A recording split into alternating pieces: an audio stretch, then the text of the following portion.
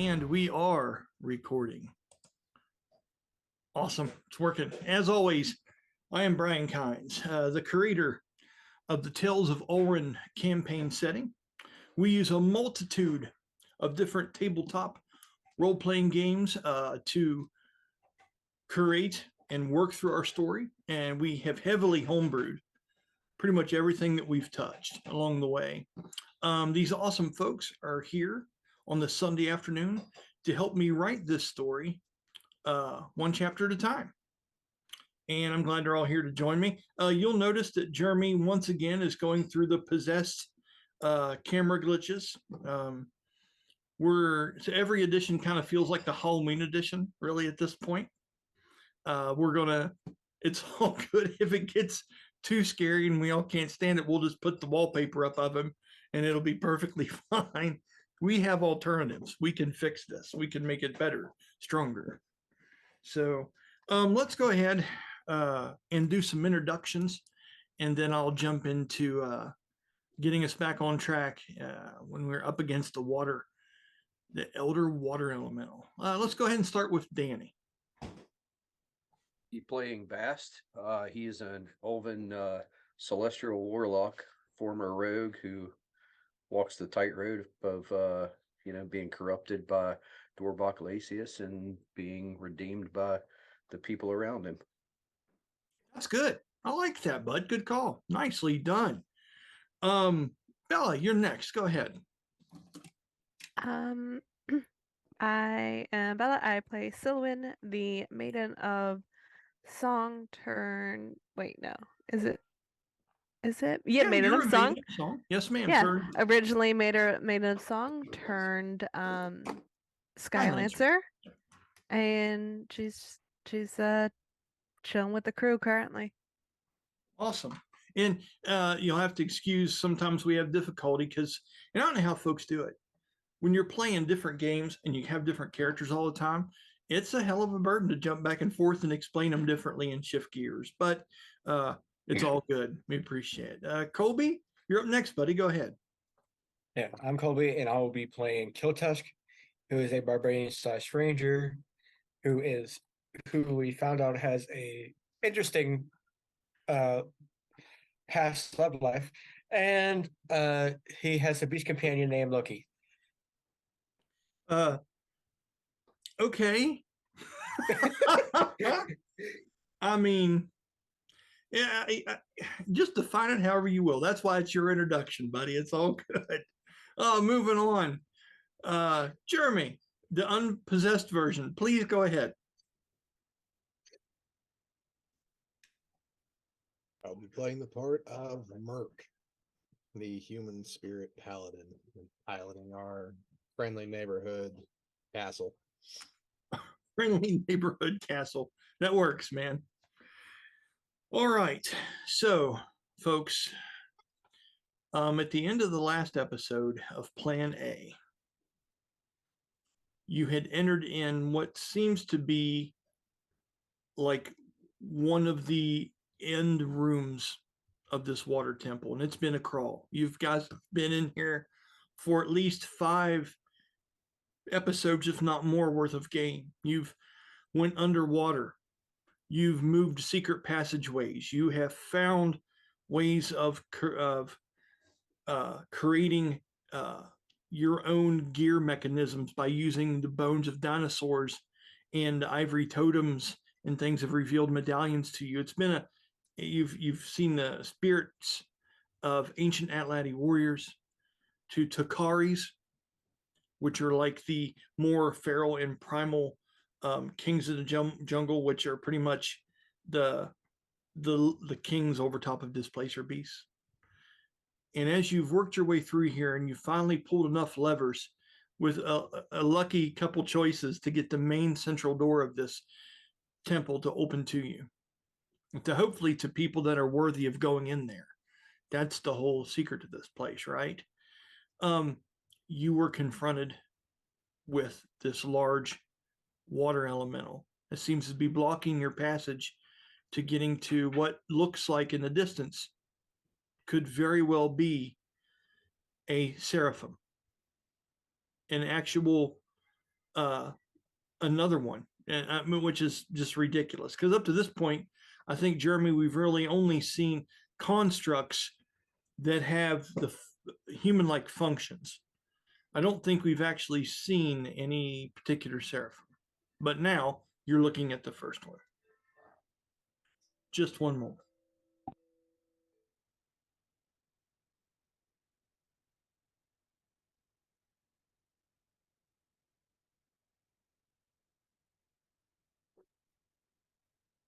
Somebody want to do bad lip reading? That's why I was covering my face. No, the daughters turned on something in the theme sound for Disney, was just blaring. And I'm like, that's copyright infringement. We're going to get caught for that one for sure. If someone's going to get you, it's going to be Disney. You know what I mean? So, having said that, let me go ahead and bring up the map that'll take us back to that moment. And there we are. Now, I want everyone to understand that your positioning at this point is completely optional. Okay? We're going to decide how you guys want to be positioned before I start up and make this a little bit, and we get into this. So, as you guys remember, the door used to be here, okay, where it's sunk into the floor. Then the water come rushing down the steps. Then you walked up these two side aisles. Remember, this water in here seems to be about waist deep from what we discussed, correct? About 10 foot across. Okay? And as we go up into this section, I'll start with you, Jeremy. Where would you like your character to be positioned as you're looking across, barely able to see the image of this dormant Seraphim in the distance? Where would you like your character to be? I'll give you just a little bit of positioning room here before we get going. Well, you know me, front and center as much as possible. If we all went in at the same time and I seen that thing, I'm assuming a defensive stance in front of everybody. Okay. Just on the off chance it decides to throw something at us, it's going to hit me first. Okay. With that, does anyone else have any issue as Brahmus does that? And where would you think front and center would be here? I'll give you from where you're at from this line backwards. I'll let you navigate backwards, but no further forwards until we do a few things, okay? So what are you all thinking here? You like where you're at, or you want to be moved to the other Yeah. side, or what are you thinking? As far forward as I am, and then just kind of in a decent position. Okay. Bastille, what about you, buddy? What are you thinking? A little further to the left. Okay. There's 5 foot more to the left. Yeah, I think there's some shadow, like kind of like back into the left. He would have kind of, is that thing? Oh, maybe not. Yeah, because you're on this pedestal here, and you're against the wall, so there's nothing much really to hide behind in this room. That's awful. Sure is. So, what you thinking? I think right there is probably fine then. Okay, that'll work. You're like, if you give me shit to choose, shit I so shall choose. Try saying that fast. Holy cow. Silouan, where are you going? Probably parallel-ish to Brahmus, maybe like a step back, but on the other side and in front of Karsu. Okay, so let's put you about here. And then we'll move Karsu back behind you. And Killtusk, where would you like to be? About right there is fine. Okay, perfect. One or two things that are bad, and then they're like next bag. Because you could fit like,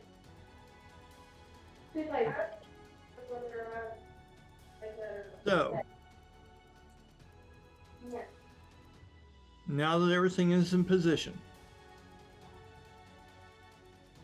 if you've got your own music turned on, now's the time to start rocking it out. I already got the music I'm going to add to this later. It's nice, dude. It's real nice.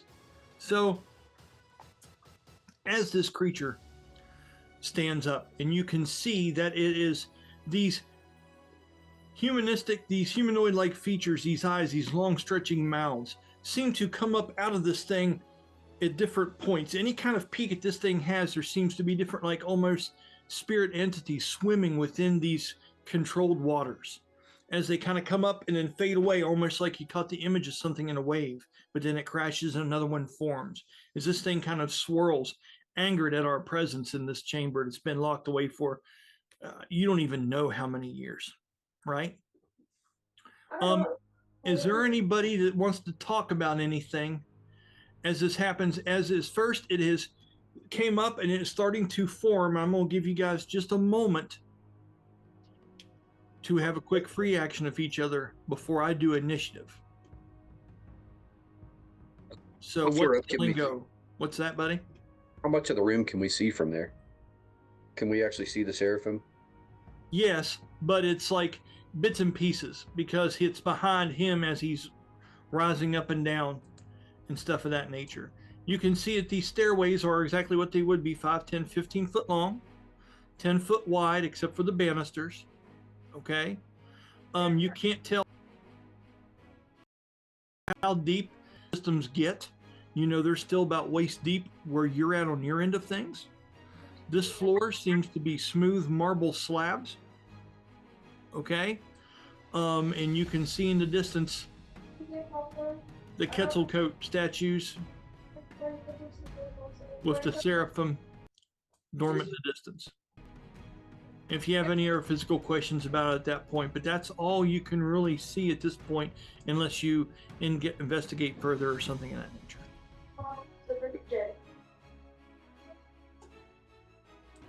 Okay, so is that what you're doing for your moment of Zen? Is you're just kind of scoping out the room there, Danny? The only thing he would probably say is, Karsu, this is your people's creation. Bend it to your will. Okay. Brahmus, anything from you other than, is there anything you're getting prepared or doing before this all takes place? As it seems like a storm is a brewing. Unless you'd be willing to let me cast Spirit Shroud as a bonus action real quick. Can't think of much else. No, we're just going to do free actions and interactions for right now. That'll work for me. Okay, Silliman, anything you're saying before this kicks off? Karsu saying maybe she could bend it to her will. I can't do guidance, right? I'm Christian from America. You'll have to tell me if you can do guidance or not. If it's in your spell. Or... No, it is. Yeah, I'm not sure if I'm allowed to do it right now or has to wait till everything to kick up. Is it a bonus action or a regular action? Action, and then with bonus action, I could do 2 people. So.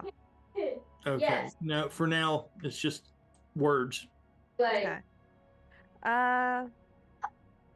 So fine. she's probably doing the verbal component of it, where it's like the, all right, let's get this done type thing, and Okay. it's a touch thing. So once everything starts, she'll poke Killtusk and Brahmus. Oh, good deal. Okay. So, Killtusk, any Right. words before we get going? Any he will speculation? He will say, I'm going to try to get behind it. Okay.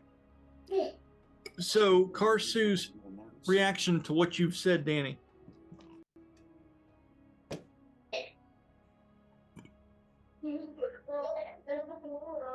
I'll reach out to the creature if I can. But this is a trial for everyone, not just people from different lands.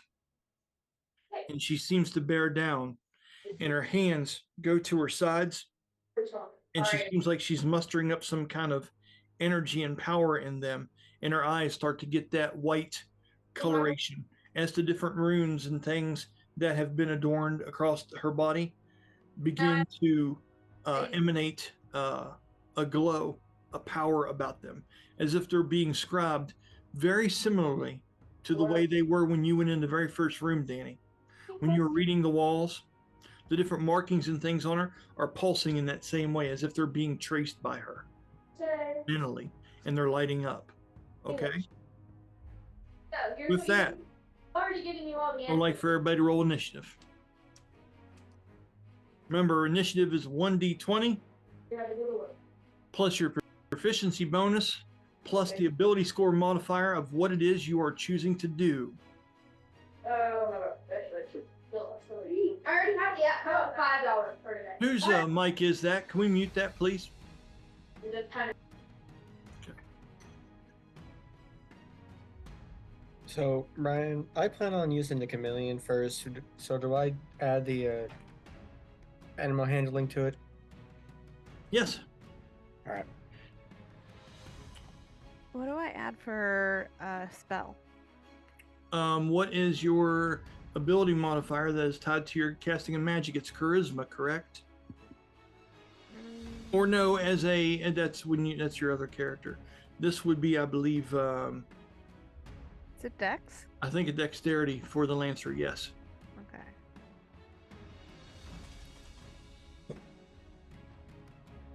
Because I'm not sure what the maiden. Maybe let me see if there's anything for the maiden stuff. I got a 25, Brian. 25. Good job, buddy. Thank you. I'm guessing it may be charisma for the maiden of song bit. It would be.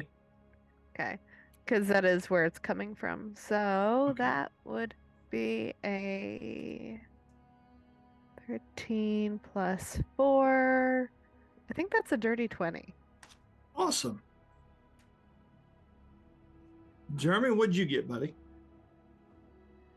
I got a 25 as well. Damn, guys.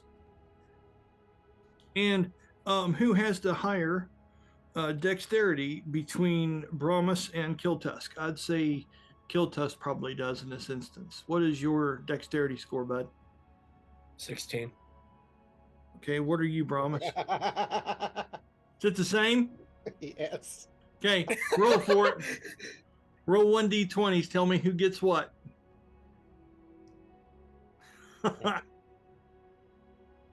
Jeremy, there's no way Jeremy didn't beat this one. So I Depends, got a what'd you 2, get? bro. I got a 2. I rolled a nat 1. Jesus, criminy. Wow. Wow. At least you got that out of the way. No, Joe, get him out of the way. Bastille, what is your number, buddy? 30. 30. Imagine that. Exactly. Nice We all try. knew. We were just basically battling to see who would have gone second in the group. Pretty much. Yeah. Right. I don't think that's the first time I think I've seen him roll under a 40 since we made his character for initiative. But it's pretty good regardless. Karsu. I feel like all he's got to do is just step into battle and boom, I'm going first. Yep. A Hey, lot of bonuses toward the initiative because of his backstab, the way it works.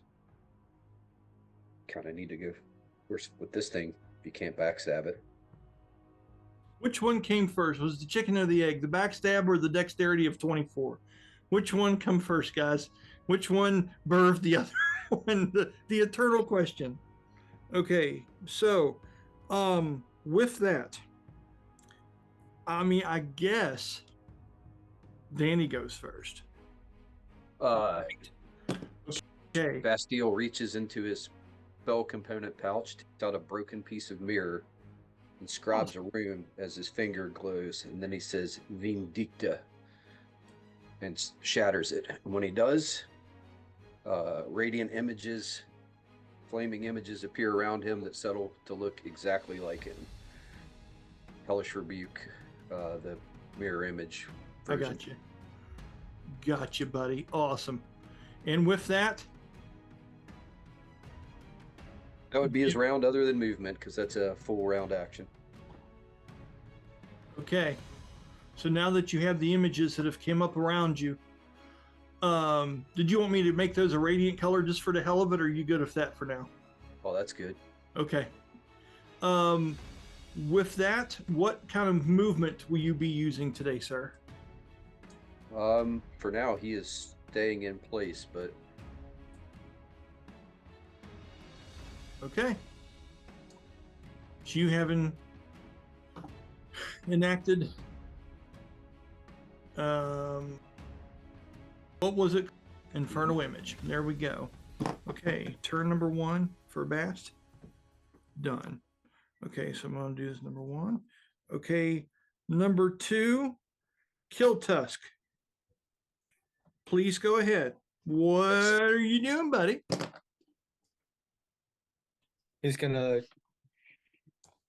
even though he doesn't know the full thing of it, he's gonna pull out the chameleon and let it tangle itself around the string again. Okay. Go ahead and roll me a animal handling check for that to see how well this goes. And if you already have the mechanic down, you can tell me what you need to do it.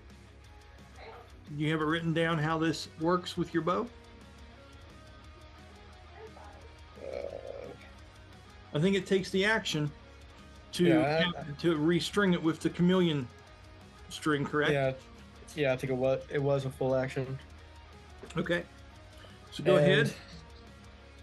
And total was And you have movement and bonus 19. action. 19 will perform it. That's good enough. So as you take off the string off your bow, expediently, to say the least, you let the chameleon, actually you call to it to come out, and as it runs down your arm and grabs on to the one leg or the one limb of your bow, it kind of stops and it's kind of looks around, whap! Its tongue whips out and hits and smacks onto the other one, and those webs that are wrapped around it seem to climb through, and it is now restrung with that magical art item that you have. Any movement or anything of that nature you're taking now that you've restrung your bow?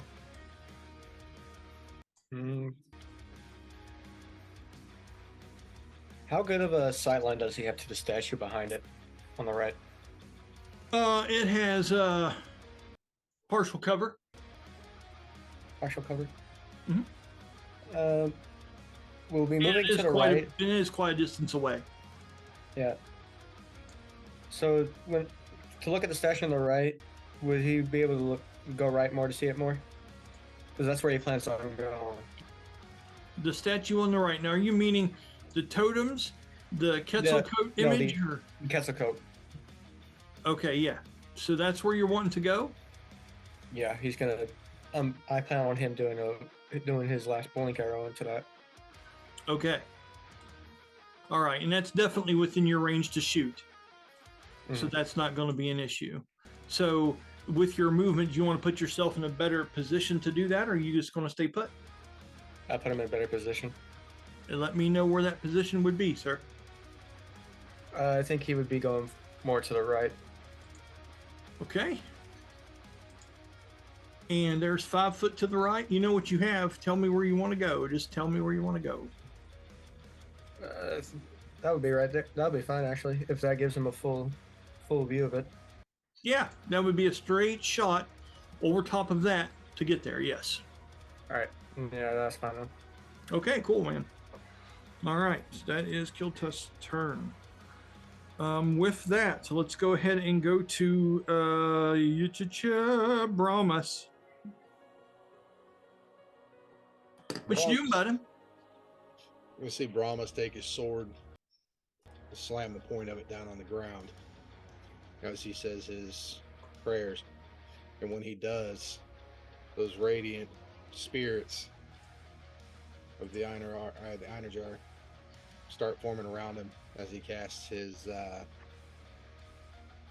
I remember the name of it here. Spirit Shroud. Okay. And write down, I'm going to give you your graphic that you're using your ancient Mechon. Okay. And then write down what effects your Spirit Shroud does and let the people know around you what it does for them and how, if they need to be close to you, just go ahead and go through your thing. Yeah. So it basically affects anything that comes near me as far as hostile. They will take an additional 1d8 of radiant damage. Actually, Okay. I think in this instance, I'm going to go cold. And any creature that starts its turn or takes that damage, takes damage from it, can't regain HP. And creatures of my choice that start within 10 feet of me have their speed reduced. Awesome. Now, with that, I'm going to go into one fell motion as more spirits burst out, and I'm using my action to cast 3rd level Bless on all 5 of us. And basically, the spirits will whip out, and they'll have fruit flavor, obviously, but they'll be blessed by those spirits. So you can do Spirit Shroud and that both in the same turn? Mm-hmm. Yeah, Spirit Shroud's a bonus action, and Bless is a action. That's awesome. Make sure to take that off your magic points. Okay? And with that, go ahead and tell them what effects those have on them. And you folks need to make sure to take a note of this, whatever he has given you here. Okay? Whenever a target makes an attack roll or a saving throw before the spell ends, which is concentration 1 minute, the target can roll a d4 and add the number rolled to the attack roll or saving throw. Awesome. Way to get it buffed up. That's good stuff, man. With your movement, sir, is there anything, because they're all within the area and range that you can do that to them within, correct, Jeremy? Yeah, Okay. 30 feet. Yeah, you're good. Killtusk is your furthest, so yeah. With that, are you moving anywhere or doing anything else? I want you forward because I want Okay. attention. And you know what your movement is, boss. How far are we talking? 35, trying to get me to the stairs. 5, 10, 15, 20, 25, 30. Put you right at the front of the stairs. You want to step on them?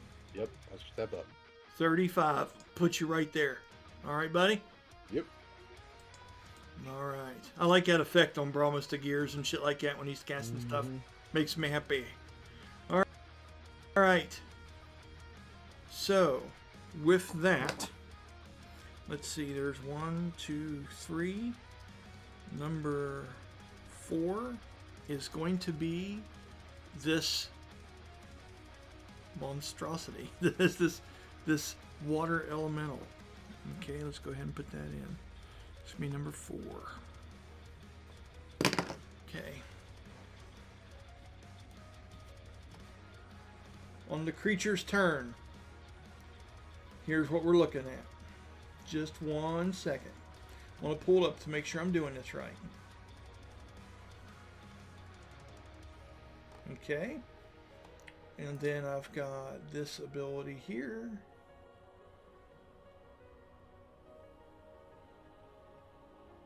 Okay.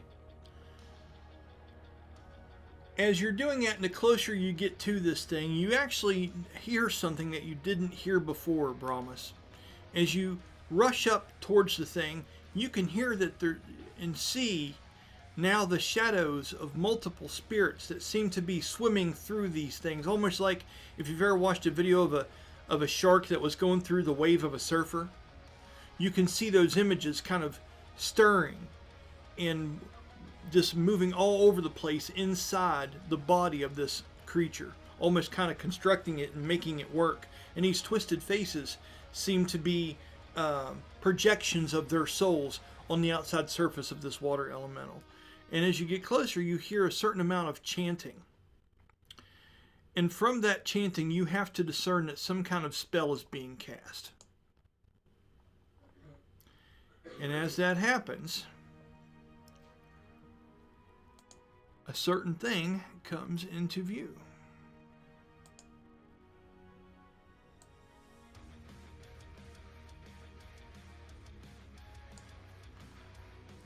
As in the middle of the room, these large whirlpools seem to just form from the moisture that collects as it sucks up water from all the different areas from around here.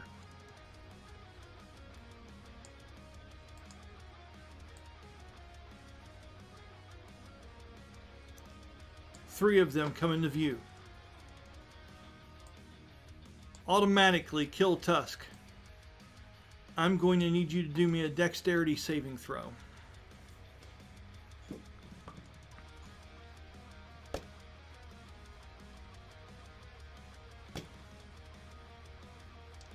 Tell me what you get.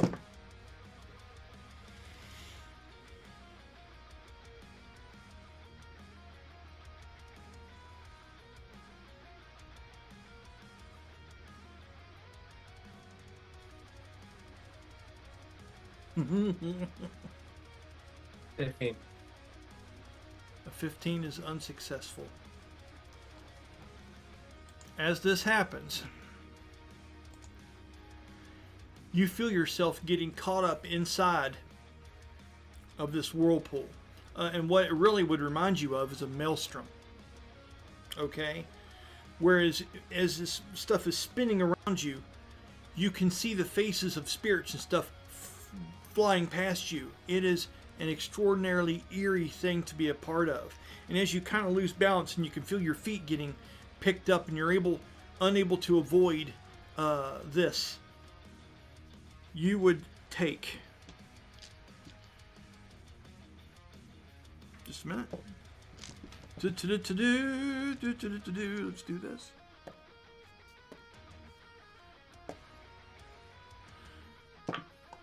"17 points of slashing damage."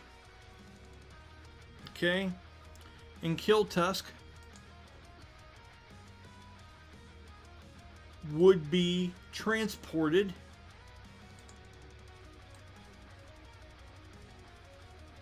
to the central one of that grouping. And I will fix that graphic in just a moment. What's that, Jeremy? That's Colby if he added his D4 to the saving throw. No, I did not. I forgot. I just cast the spell. Next time, if you forget, I'm not letting you redo it. So I'll give you this one time, but start using your heads, guys. That would add an additional 3 to it. So it will be 18. 18 was the DC you had to pass. You're very lucky. You are very lucky. So let me go ahead and do this one right here in just a second. I'm going to put it down. Okay. So with that, so you start making the DM having to redo his stuff, or you'll get yourself in trouble, sir. All right. So you do remain over here for the time, or you were lined up with the actual stairway, weren't you? Mm-hmm. Okay. So you are going to remain there, but you're only going to take half of that amount of damage. That's going to be 8 points of slashing damage, and adjust that accordingly, depending on how much your armor takes, how much it covers you, and things of that nature, if you do remember how. Okay? Also, on the creature's turn,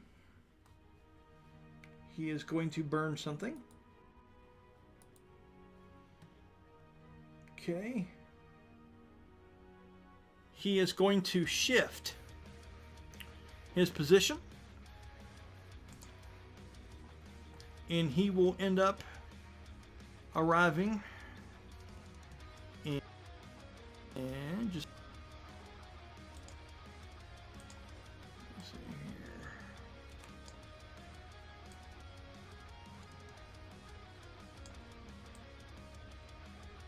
He's going to come into form in this one here. So let's go ahead and whirlpool left. Let's put the watermelon on top of that. And the left will come up a little bit around him. Yeah. And he is going to show up down here. And the moment that he does, he is going to make a multi-attack action against this mass of Bastille over here, which is within his range. And you quickly realize that this thing at least has a 10-foot range to swing Bastille as it comes out that way. And you can see arms start to form, these long, almost like serpent-like whips that seem to come out of water, and they come your direction. Okay? And make sure I'm getting this right. Where's that? Where's that? Oh, shit. That is 29. I can't hear you, sir.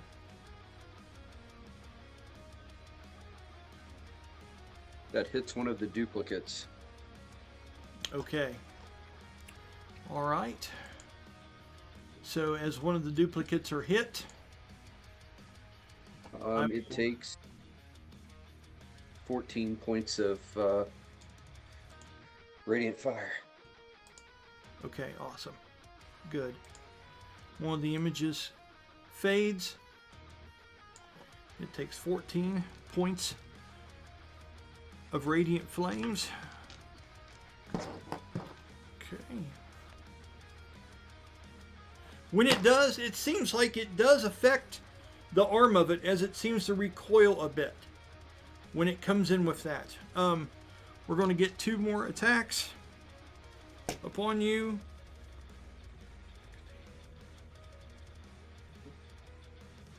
$24 to hit. That would also hit a duplicate on my roll, and that would be, oh wow, that's 18. Hell yes. Another duplicate moves away, but the damage is taking its toll. And for one last swipe, no, 14. Misses. Okay. And with that, you realize that the span and reach of this thing, the way it went through and smashed through those images of you and the way it smacked upon that marble, it makes you think you don't want to get hit. I'm just going to put it out there. Okay? And with that, that will conclude the beefy turn of the water elemental for now. So now it is going to be Silwyn's turn. Silwyn, Can what I would you like to do with your turn? an Arcana check? Well, first of all, you said that he's speaking, making noises. That sounds like a spell is being cast. Tell you what, I told Brahmus that because he got up kind of close to it, but since it just came over and started doing this stuff, roll an Arcana check for me. Okay. Let's see. 19. Yes, there seems to be the chanting sounds. And now that you've spent a little bit of time, with Karsu and her people and stuff when we were back at that hunting lodge kind of thing that they had created, you're recognizing this as their kind of stuff. You were hearing those kind of chants and ghostly words coming from the depths of the water of this thing. So the Arcana check that I had wanted to do was to check to see if a spell would work on it or not. Do I have to? So. And go ahead. What is it you're wanting to try? Tasha's hideous laughter. Okay. We'll go ahead and use the same check. Okay. Mm-hmm. With that, and what'd you get? An 18? 19. 19 does not seem probable. Okay. But that's your one get out of jail free card. That's you using your free action. Mm-hmm. Okay. Which I'm willing to give you guys because it's in the moment. But if you try another spell now, it's just going to be a crapshoot at this point. Oh Once yeah, you get it right. absolutely. I think because originally I was thinking guidance, but everybody kind of like split off a bit, and this guy's right here. Yeah. So I get it. How tall are the ceilings? In here, this is a grander archway. That these are very high ceilings in here. So we're talking almost like if you were in like a basketball auditorium and things with very high ceilings. So if I had to say a rough guess, I would say at least 80 to 90 foot high, as this seems to arch upwards quite a bit from the passageways that were coming into this place. This is a grand room that has pillars and things that runs across the ceiling. So she can vault and launch? Yeah, you would definitely feel confident that you would have the room to do that, yes. Okay.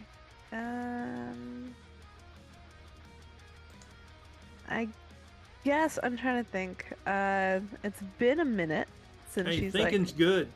Thinking's always a good thing. think, Duncan. Yeah.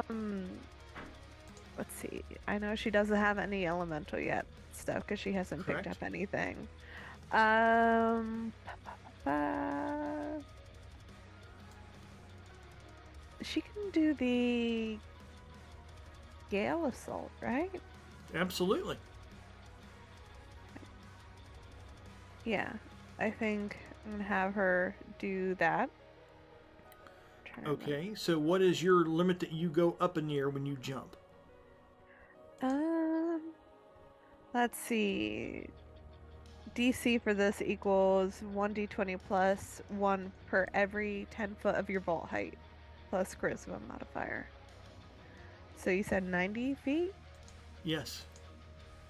So what is that? 9 plus. Well, but you have a limit to how far you can vault. Oh, I see. Yeah, it's it's like, where are the clouds at? Well, I'm going there. there's a limit. It's on the, if you look at your character Oh. when it goes through their levels, it'll tell you what their vault height is at the particular level. Let's see. She is a level 7 Lancer, so that's 30 feet. There you go. She can jump 30 foot up into the air, and then you can Oh, target. I don't think she could do Gale Assault yet, but she can just aerial assault. Okay.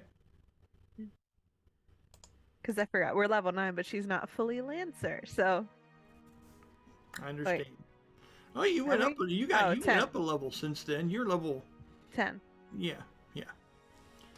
Could learn to read, that'd be great. It's all good. So you are just doing an aerial assault, and what is the Mhm. target of this aerial assault on the actual creature?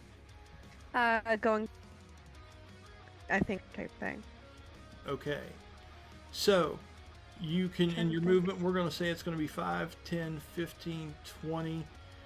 20 to 25 foot's going to get you in an area where you think you could hit it. 25 is going to put you in the center. 30 is going to put you right on the other side of it, and 35 is going to put you over here where I'm moving the mouse at. Mm-hmm. So is that your goal, is the furthest over here against the wall once you pierce through it? I think so. Okay. So we'll say you use, let's go ahead, and you got a 10-foot jump here, which you and your character can do. Go ahead and give me an acrobatics check, please, to see if you're able to hop across the water. Well, I'm vaulting up, right? Correct, but when you vault up, once you go up in the air, Mm-hmm. you only have a certain range that you can fall, which is half the distance of your movement. Okay. So what you're going to do, if you're going to run up so far to it, Mm-hmm. vault up your 30 foot, and then come down. Now, if your total movement, I think, is what, 40 or 45 foot? 40. Okay, so you could hit something, like if you jump across here, and you run, now you're within 20 foot of where you want to go. 5, 10, 15, 20. Okay? Now you're going to be able to jump up and land in that area from 20 foot away of your location. So the upwards measurement of this really is a gauge. It's a gauge of height, but it's also a gauge of damage. Okay? Okay. So when you are vaulting up in the air, once you're up in the air, you have a range of half your movement that you can strike out with. Okay? So you've used one half your movement to get here. Mm-hmm. You're vaulting up in the air, and then you're using the other half of your movement to go through the creature and land back behind it. Okay. Okay? You almost have to think your movement in breaking it up in two different stages. One half is to get position, and the other half is where you're going to land it at. Okay? And you said acrobatics? Yes, and that's just to get across the water initially. Let's see. I forget. Am I proficient in Dex? You are, yes. That's the Okay. Skylancer's primary ability stat. So that's like a 4 plus 4 plus 10? Because Yes. 10 is what I rolled. Okay, so 18. Okay, very, very good. So you're able to bound across the water. You land here. You know that you've got a few more feet that you're going to have to get to before you can land over here safely. As you go up to this point, now you're going to jump up into the air. Go Mhm. ahead and roll for your attack with your aerial assault. See, and that's a D20. Yes, ma'am, plus your attack modifiers. Didn't roll great. You'll have that shit. Let's see. With the lance, that's the 4 plus 4 plus 4, right? I believe so. 12 altogether. Should be at the very end of the column, the total of all of it. Okay, total attack 13. Oh, yeah, I guess. So 13 plus whatever I rolled? Is that it? Okay, what'd you roll in a d20? Not great, it's like a 2. Okay, you rolled a 2. And if you Oh, got... wait, hold on. Can I add the thing that Jeremy gave? The... Yes, you thingy? can. Yes, you can. Is that a D4? Yes. Jeremy's happy. So that just bumps it up from a 2 to a 4. Okay, and then you have a plus 12, right? Uh, Which gives you to your attack roll, right? mhm. For some reason it says total attack 13, but Okay, it attack probably went bonus up is one. 12. Okay. Okay, so 13 plus Mhm. that 4 is 17, correct? Yeah. 17 unfortunately does not hit. Damn.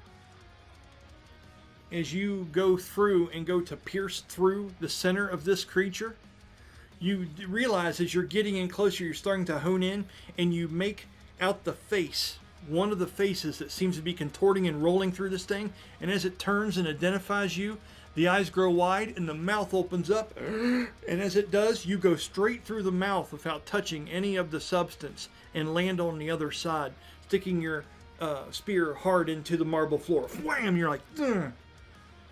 And it was able to evade and move around you because of your low roll. It's one attack, and you've used pretty much all your movement, but you are within range of this thing because I think you have, if I'm not mistaken, do you have 10-foot reach with that lance? I think you can strike out with it up to 10 foot.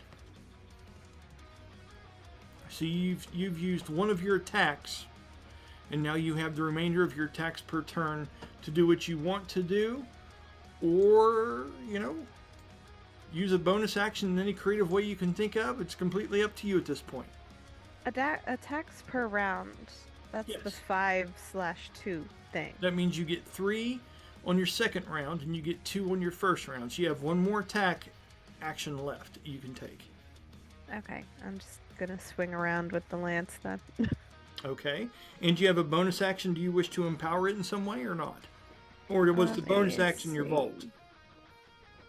I think the vault just counts as movement, doesn't it? Jeremy, is that the case? Could you look that up, please? I don't look.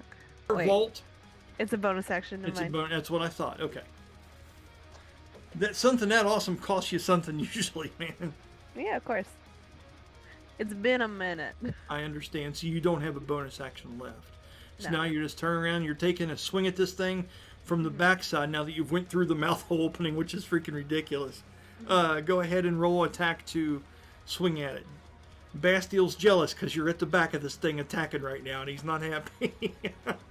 He's like, take a level in rogue, damn it. That's plus the 13 again. It is. That's a 7 plus the 13, so a dirty 20. Dirty 20. You have. And how many times does she get to plus 1d4, Jeremy? Just once. Just once?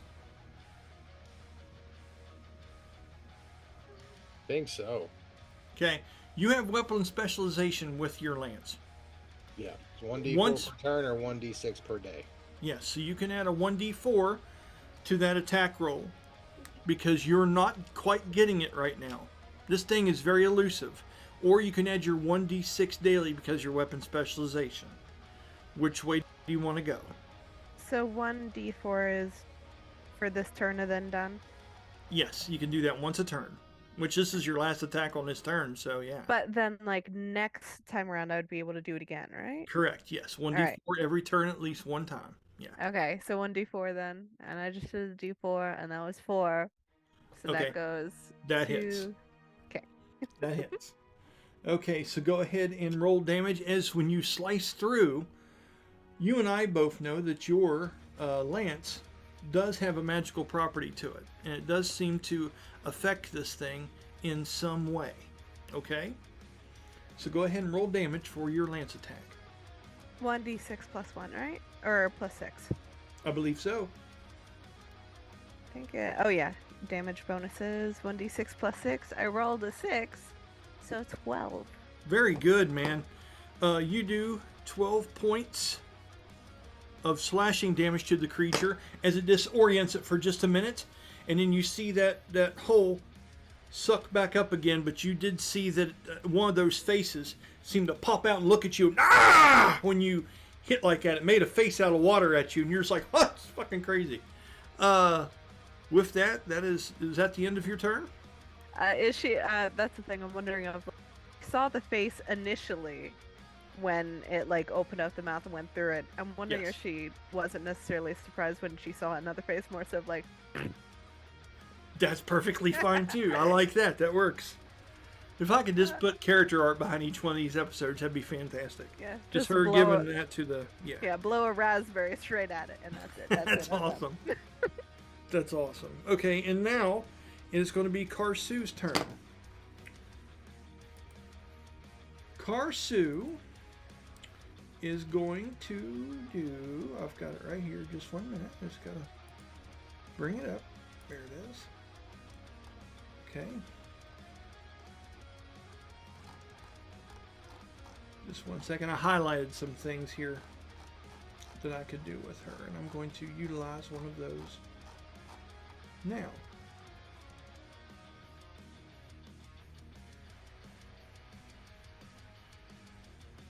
Okay.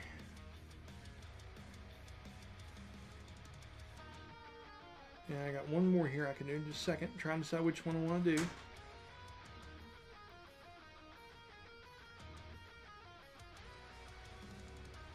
Okay. As she looks towards the creature, and she's almost like starting to chant out her own kind of Atladi warrior-like chants, and she's almost singing and chanting these words out despite the creature.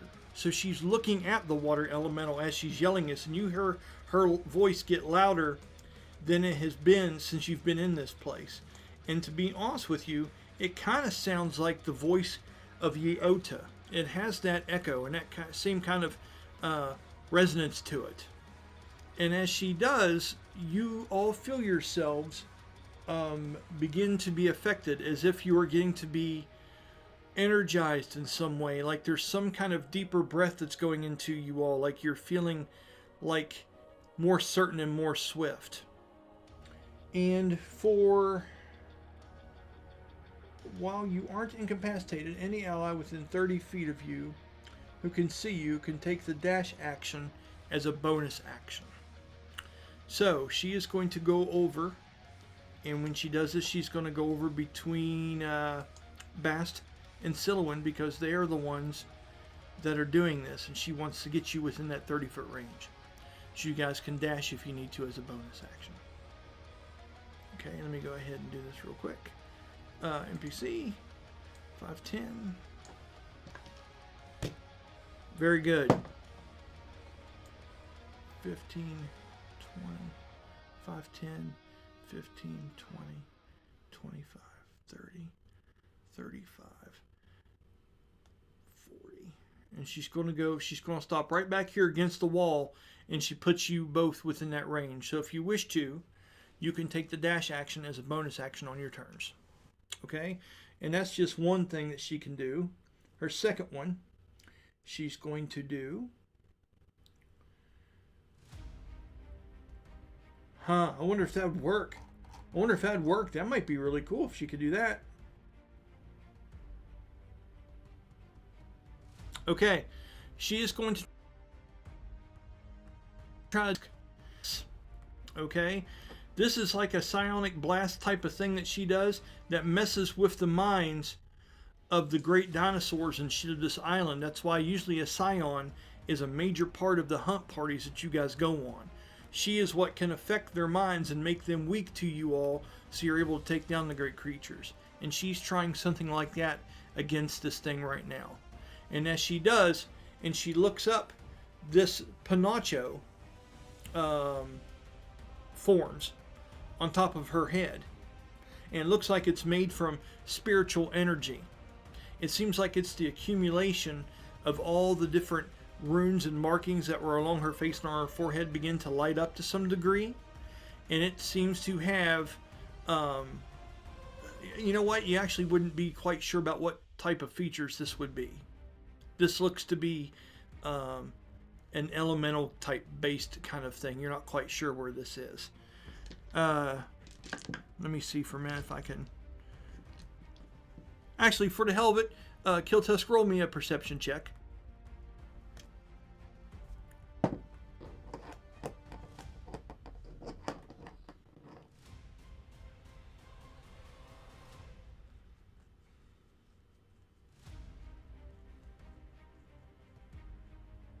$17. Okay. Danny, this actually is very strange for you because you didn't realize this. But Colby, you and Danny, Killtusk and Bastille both see this. You see when her eyes light up, you see all of a sudden these horns that look like they form on the sides of her head with like what seems like to be a tuft of some kind of thick fur grow up from around and go down the back and kind of trail off, almost like it's a Pinocho that's made to look like some great horned beast. And you see arcs of lightning and stuff form around the main color of this in the background around the horns. Danny, I want you to do me a history check with advantage, and you're going to recognize what this creature is that she is replicating.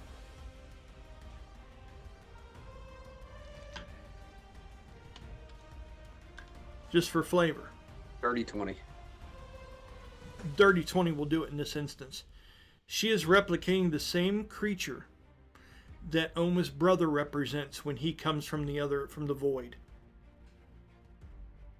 And you realize those creatures are native to just north of here, from where you're actually at. The descendants of Oma's people came from here and migrated north towards Ulterion.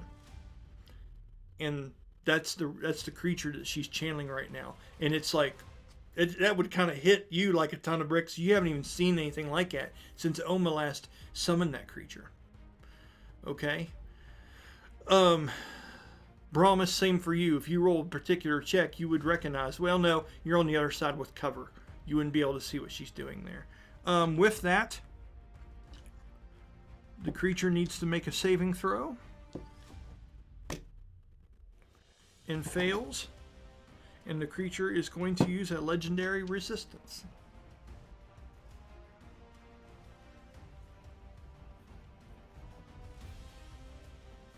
And succeeds.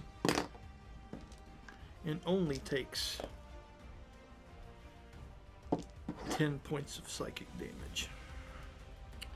As she reaches her hands up and yells out this, you could see the lightning leap from this Pinocho to her hand, to the creature, and you can see some lightning form around 2 or 3 of the different faces that seem to swarm and move through this this elemental that's stewing with souls, but it quickly fizzles out. It doesn't seem like it has the effect that she wanted it to. Okay? And that's going to be the end of her turn. The next person up now is going to be Bastille, and then it's going to be Killtusk, and Brahmus will be after that. So I seen her pass through, and with physical damage, didn't do much, right? Well, it opened up its mouth and made it to where she didn't hit it, so she missed it because it opened up a hole in itself, right? Which was kind of, you were like, holy shit, you know? But yeah, that happened.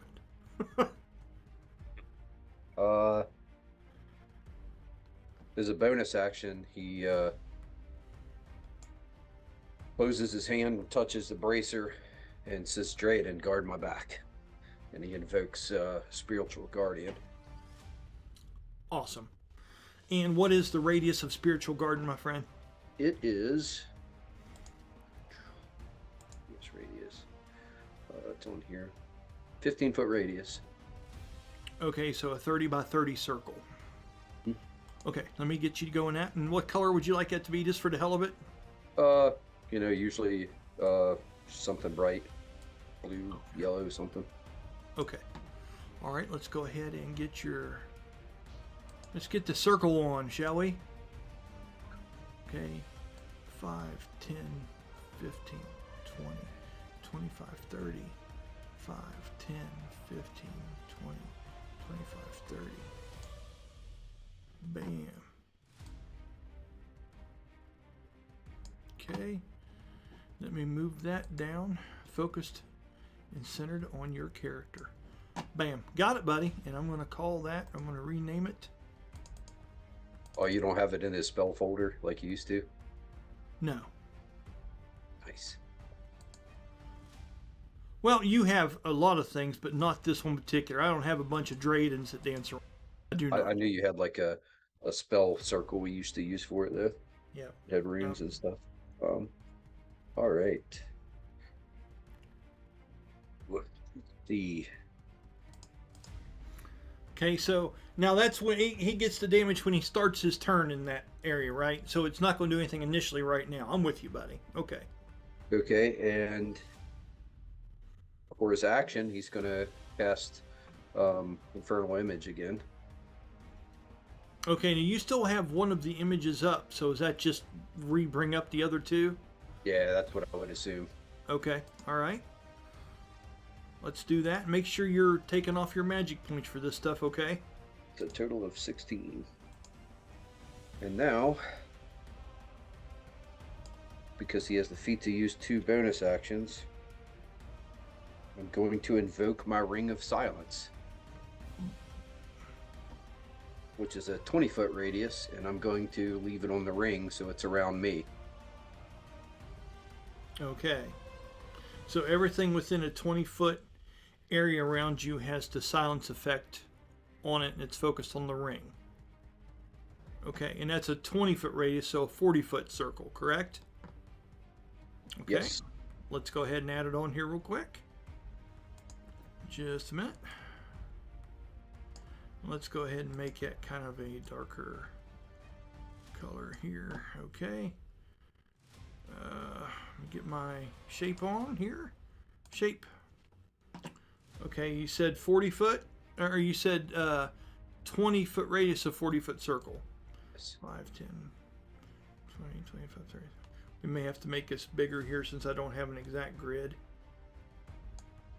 But we'll get this figured out, and that is going to be underneath of the other one.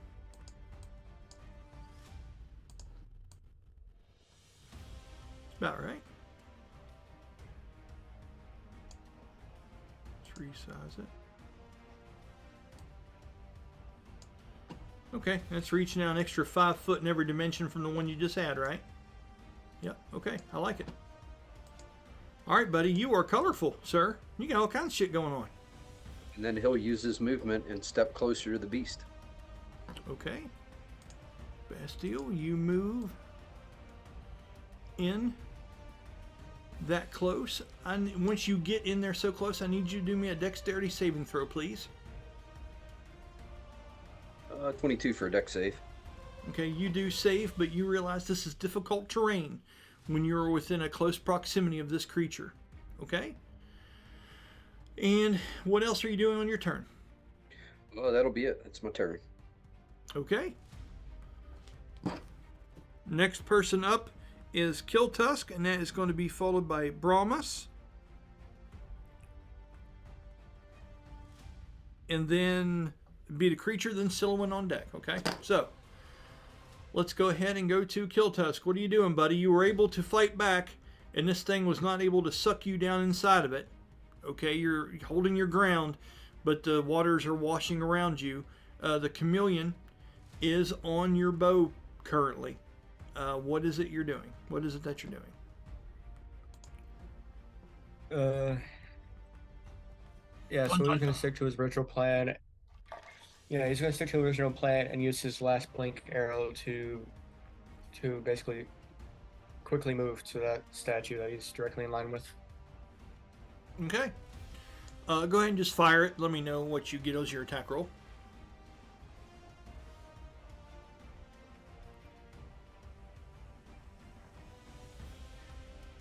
Dirty 20. Okay. You're able to hit the actual target that's using one attack. Okay. And you're using teleport directly there, correct? Mm-hmm. Okay. Let's move you there.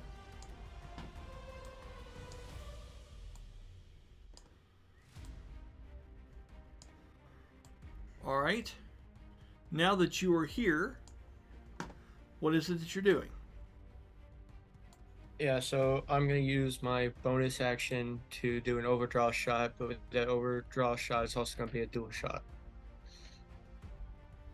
Okay.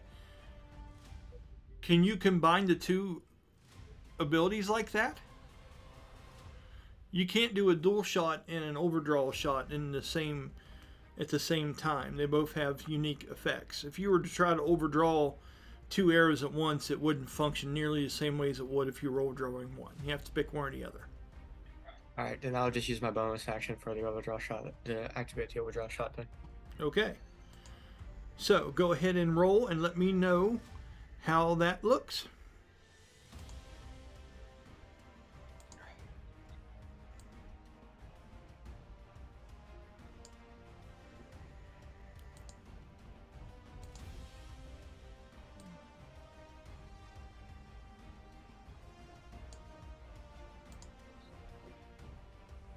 That will be a 17, so that passes a regular one, a main check by 7, so that adds an additional 1d6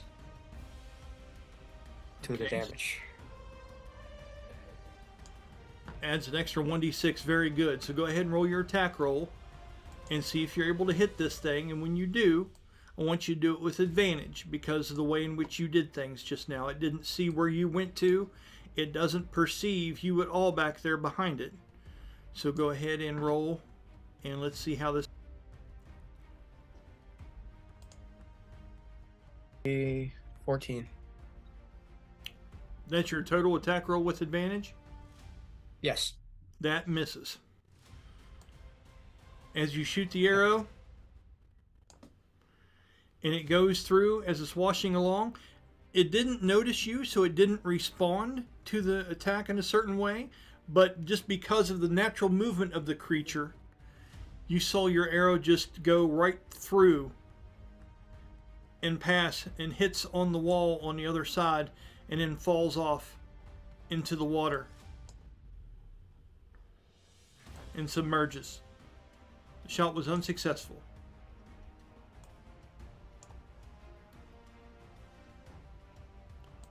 That was your second attack on your turn. What is it you're doing now?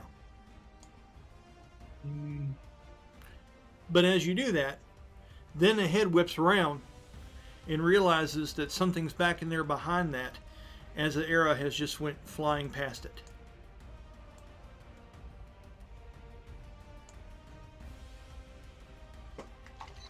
What'd you roll on your d20? With advantage. The first roll was a natural 1, and the second one was a 2. Damn, buddy. Ugh. Yep. Throw that dice and get a new one.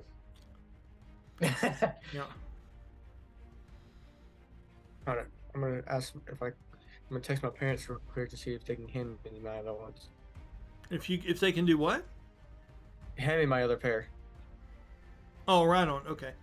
So while you're in the middle of texting your parents real quick, I'm gonna let the next person go. Yeah, because that's pretty much it. Because I don't have, since I used my bonus action, use my last action. I don't think I can activate my Panacho. Okay, that'll work. Moving on. Okay, now it's going to be Brahmus. Brahmus, on your turn, you are seeing all kinds of crazy shit go down, my friend. Bastille looks like a rainbow. Ain't got so many things going on, it's ridiculous. You. I mean, what are you doing, bud?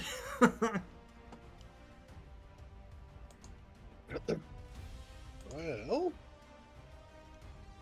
as far as I can tell, with it being in the whirlpool like it is, like it's just difficult terrain around it, right? It's not like I'm going to get sucked in. If you want to use your free action to make that determination, I'll have you do an Arcana or maybe some other kind of check if you want to. But other than that, you're going to have to test the waters and find out, sir. I can't tell you if you're going to get sucked in or not. Right. I'll save it for the moment. Okay. I'll save the free action to potentially get out of it if it starts doing some funky stuff. All Okay. I'm saying is that's going to be a lot of suction to swallow that big guy. Some things can suck pretty hard, Danny. All right. I mean, like Monday mornings. Ah, it's terrible. All right. Bella, make sure to start thinking about what's coming, what your plan is on your turn, okay?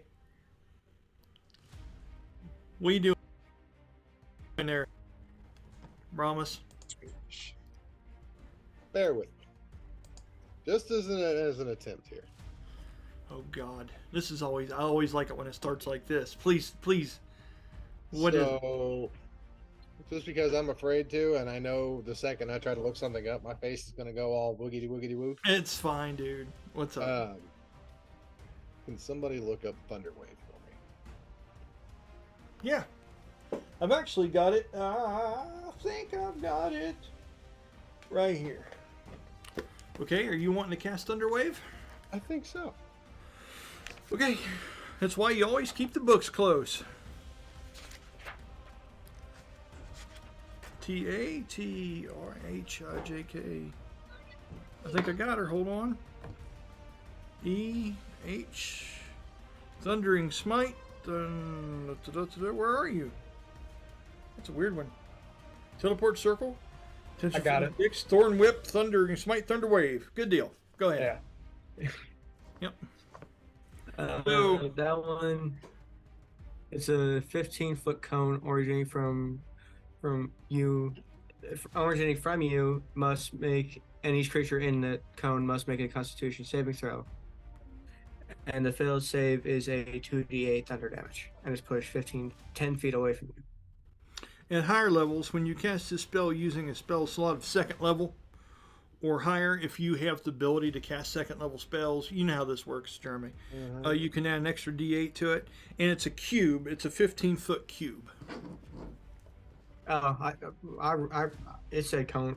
I read it's cone. Yours is wrong. Could you zoom out just No, my eyes are wrong, Brian. My eyes are wrong. Right on. Go ahead, Jeremy. Could you zoom out just a touch? Absolutely, but dude, we are all kinds of accommodating for your gaming needs, Jeremy. All right. So, I would like to move forward just enough that I can do that 15-foot cube because it's a point of origin. It says range and target is self, so I'm imagining it's 15 foot on me out. I think so. So Yeah, I think It's that's a range cube, self 15-foot cube. Yeah, you're right. yeah, so I want to get close enough that I can encompass the water elemental and nobody else. I think that right there looks like a winner. Cool. So activate my weaponized strike as a bonus action. Okay, so you moved in. Yep. Now you're doing your bonus action to do a weaponized strike. Yep. Describe to people what that looks like real quick, please, for theatrics, because Brahmus As is I'm awesome. running forward, I'm dragging my sword behind me, and then I do a quick whip, like an upward slash, as that ringing out from the floor Of that kind of marble. waves out. That's fucking cool. Okay. And do you unleash the thunder wave from there? Okay. Go ahead and roll me the DC. You know how to do that.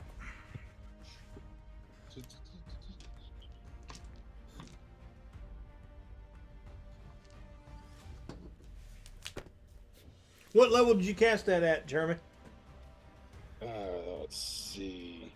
Just the first level. Okay.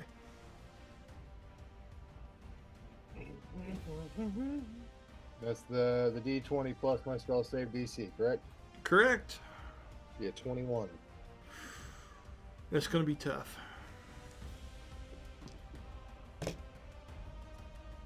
Failed. Cool. What'd you end up doing to it? Jerk. So that is 2d6. It was 2D. Well, the spell was 2D8, right? Yeah. How was it 2d? Oh, okay, cool. Oh, 2d6. Even better. Yep. Ooh, 15 points of thunder damage. Okay.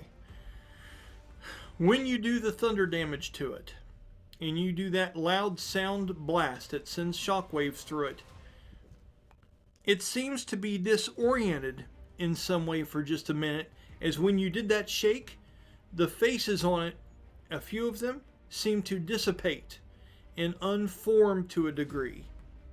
Okay? Okay. Now, the issue being is, this effect would have been greater, but only so many feet of that thing actually hit the creature, because a lot of it is in an area of silence because of Bastille, which you now realize because you didn't see it from the other side. Yep. Okay? Had you got right up to it and cast that spell, it'd have been a complete waste. So you were able to catch some of it. That's why it only had a minor effect of this nature.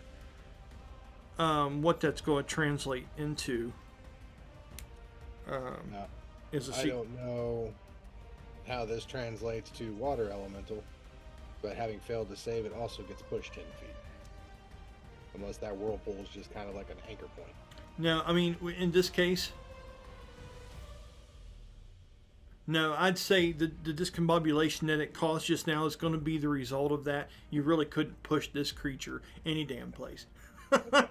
but it did have an effect. You just don't know exactly as to what it's done to it. Okay? Okay. Could have been greater had it been not silenced. Well, Okay? What now else that are you doing? now that it's discombobulated, Yeah. I'm going to step closer within striking range and start really giving it hell. Okay. Now understand, when you step closer, you are now in an area of silence, and you recognize this immediately. As I've taken your picture. Like, I feel stealthy, so stealthy. Yeah, right. All the good feels. All the heavy armor just Yeah. not making a All single that. sound. It's beautiful shit. That's fine. The only thing I'd be doing Valid. is yelling anyway. I like it. Okay, so you stepped closer. I'm getting ready to make it a little bit more transparent, so you can see kind of where you're at behind it. There's the whirlpool that's over there, which is still pretty beefy. There you go. Okay, so you're back here behind all this water and stuff. People can barely see you through it. What are you doing? Because you used, you know how many actions and things you have left to you, correct? Yep.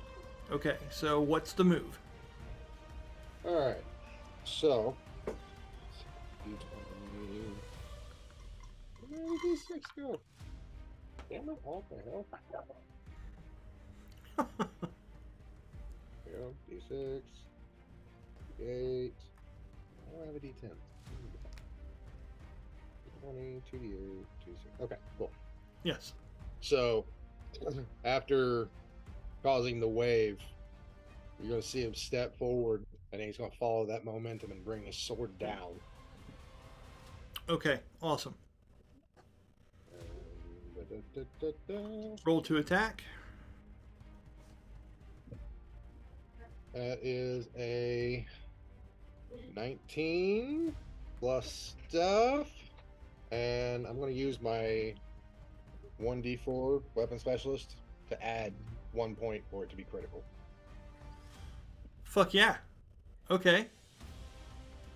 So You guys forgot about that mechanic. That's good stuff, man. So yeah, you can do that with it too.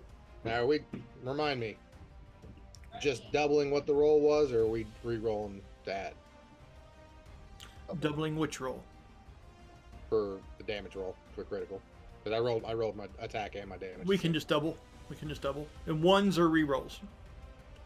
I like that. Cool. All right. So that is going to be 6, 7, 8, 16 points of slashing damage. Well, hold on. Attack roll with Oh, yeah. That'd be a nat 20 plus 13. 33. 33. Okay. Yeah, that makes a difference. Yeah. You don't know how close it was to being. Okay, so we'll get to that later, hopefully. But yeah, that would have worked. So that definitely hits. Okay. Cool. So and yeah, and it doesn't seem to be any apparent breach to this creature. Okay. Hits is hits.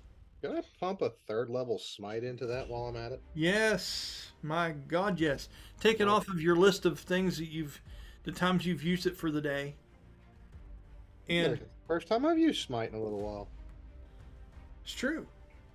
I mean, you've been pushing around a lot of rocks and getting washed and scrubbed and dipping into a lot of acid and stuff lately. I mean, True. you've been busy. You've been busy. But you haven't been smite busy. Sponge bath and acid. So altogether, that is 16 points slashing damage. Okay. Be 14 points of cold damage. Cold damage. Yes. And how many points of cold damage was it? 14. Okay, got it. 6 points of radiant damage. Okay. And then we got 48.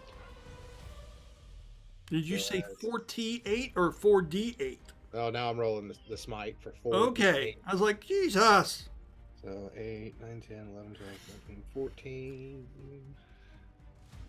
15, 16, 17, 18, 19, 20, 21, 22, 23, 24, 25, 26, 27, 28. Yeah, buddy. Yeah, do numbers. 56. Did you double all that since it's critical? Yes. Die rolls. So 6 radiant. 6 radiant. Cold. You can just tell me what the 48 did, and I'll add that to what you've already said. 56. 56 is what the 48 did once you doubled it, correct? Yes. Okay, and that's not including the other things, right? Nope. Okay, good. Okay. Because some have modifications and some do not. When you 92 do points that, of damage total. yeah, that's good. Yeah, that's quite a bit. Now, some of that, had things that modified. Some of it got modified up and down and things like this. But one thing that's important to note, that when you hit it with the ice particularly, and you went through and did that, it needs to roll something. And as I remember, that thing you did allows all of us to use ice damage, right? No. Nope. No. That's just the bless. It Oh, okay. seems you seem to have reduced away somehow temporarily. It's not quite spell, which is massive, but you've had some effect on it, and it seems to have stopped its rapid moving and things of that nature to a degree. Out of here. Okay?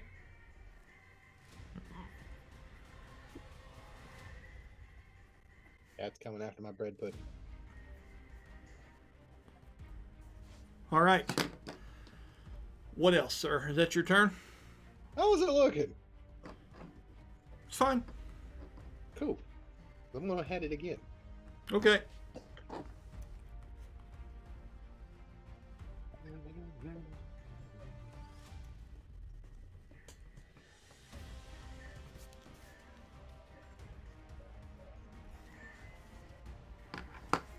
What'd you get? What'd you get? Just you know. I don't know if you can see it. Oh my, I don't, but is it a 20? It is a 20. Dear God. Just to What do does the that confirmation make? here. What does that make for the total? It's another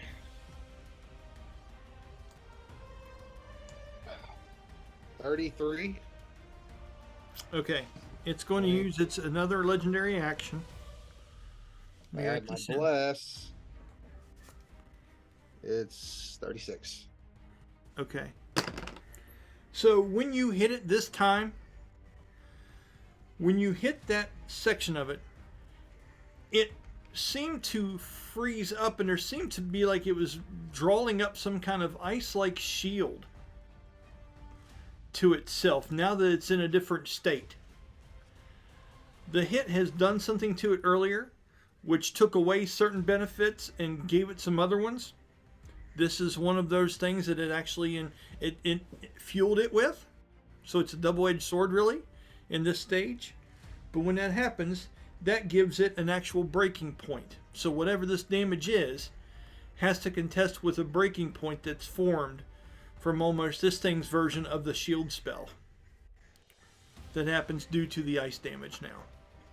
So offensively, things have went down, but defensively, things have gotten tougher. Which is a very neat mechanic. I love of this thing. So please go ahead and roll your damage, and I'll give you an idea about how much was able to get through. All right. So it's going to be 10 points of slashing. Got it? I kind of want to pump another smite into it because I got MP for days. Yeah, I'm going to go for it.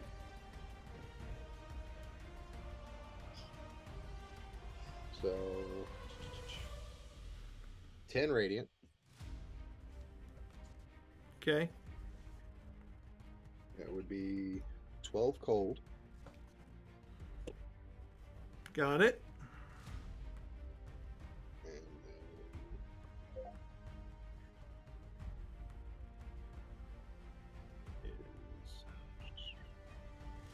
And then is 18, 19, 20, 23, 46 radiant. 46. Yeah. Okay. Now, the creature looks hurt. Okay.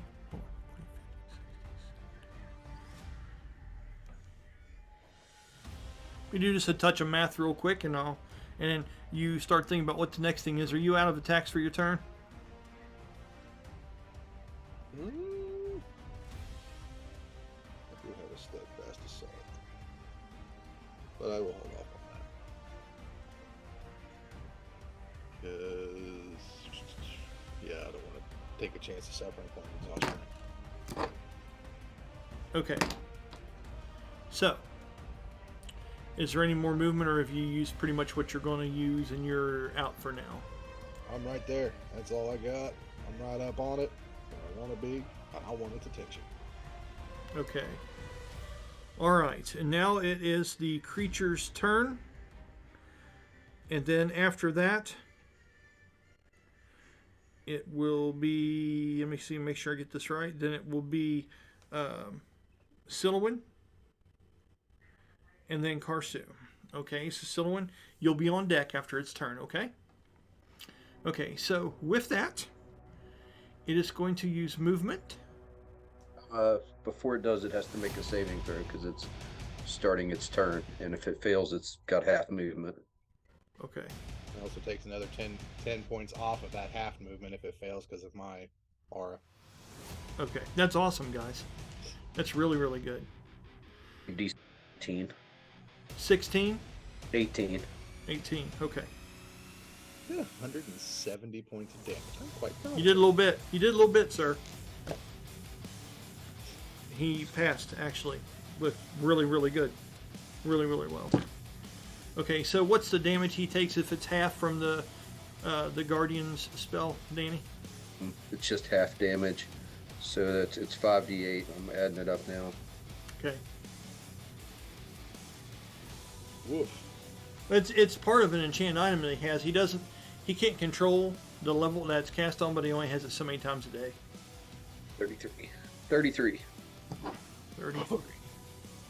Well, I could cast it one time a day for less damage. Wait a I've minute, never actually used it. it's half damage because it passed the saving throw. Yeah, so 33, so half of that would be 15? 16? 16, yeah. Okay. All right, and what was the effect that you had on it, Jeremy? It's 10 feet dropped off of its movement. Okay. So, what it does on its turn, unfortunately, is the creature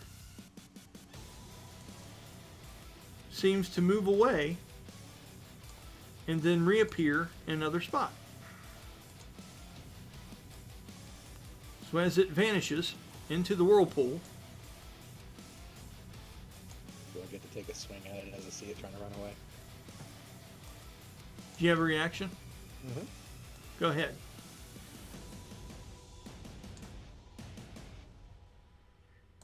Are there Wanna do multiple it? people who could react? Spirit Bastard's right there, too. Yeah, I'm pretty sure all of us except for Killtusk no. are like right on it. Yep. Go ahead and, Charge! oh, no, go ahead and burn up your reactions. Go ahead. Use them up. That just what happens when you're a ranged character. Kind of.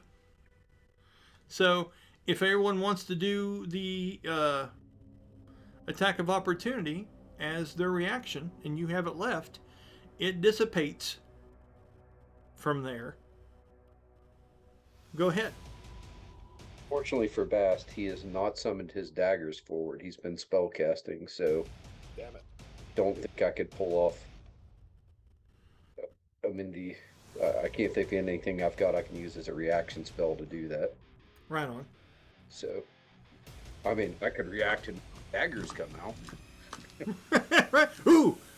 Right, that's my reaction. My reaction's like, ooh! Dude. Almost got him. What was your attack roll, Jeremy? I haven't made it yet. I was going to get a ruling from you before I do. Oh my god. I've got combat reflexes, which Right, allows that's a me to feat. perform an extra opportunity of attack at the cost of 5 movement. Right. But if I use an opportunity of attack, that burns the reaction, right? Like the actual reaction. And that means that the only other reaction I could make at that point is an opportunity of attack. Correct. Okay. I am so glad you said that. I'm going to hold. Okay. I got Silhouette, a more important reaction to keep a hold of. you're within range to do a lance swing at it as an attack of opportunity if you choose to. But that would take your reaction for your turn. Do you choose to do this?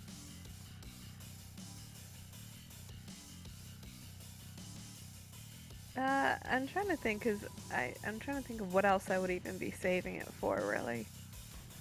May not be any damn thing. You may have counterattack as one of your feats, but if you don't have that, then, you know. Jeremy, I wish you had went first with your reaction. I have combat prowess. I could have used a cantrip. I Yeah. haven't used it so long, but I know. It's hard to remember everything. But, you know, books are books, people. There's a lot of shit. So, Bella, what were you deciding there? I'm gonna schwack it. Okay. Schwack away! It's just a normal D20, D20 right? plus 13. Plus your D4. Plus D4? Okay. You are still blessed. Once per turn, right? Yeah. So 11 plus 13, 24. 24 Okay. hits. Oh, cool. Yep. So D6, right? Uh-huh. 5 plus 6, 11. Very good. That's a good hit for that weapon. That's almost max for just a swing from it. That's awesome. I would have loved to have seen somebody with the sentinel feet. Like it goes to back into the ground, they hit it, sentinel activates, and it's like, well, never mind. Right. That's awesome. And Colby, you're chimed in on it. It's getting ready to go, but it's not right there within close proximity of you. What is it? I mean, Did we ever decide? Because I'm still not doing attacks of opportunity for people that are ranged far away. I think you would almost have to have, like, you would have to have combat reflexes or combat prowess. Something. To- Do you have any of those feats, Because Colby? you're range, you're actually focusing on things to shoot.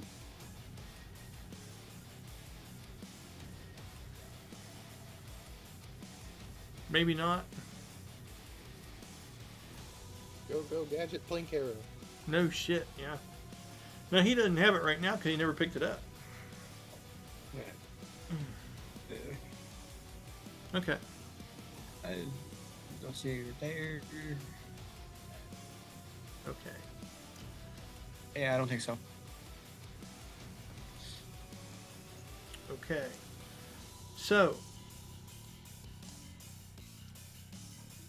the creature uses movement, even though it's reduced, just by Jeremy, because Danny's spiritual guardians didn't have the desired effect he wanted to.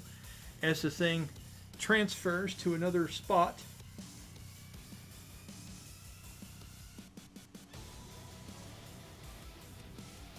ooh my. He is going to do surge attack. Yeah, that's pretty cool. Okay, so whirlpool on the left. Yes, sir. Let's do this.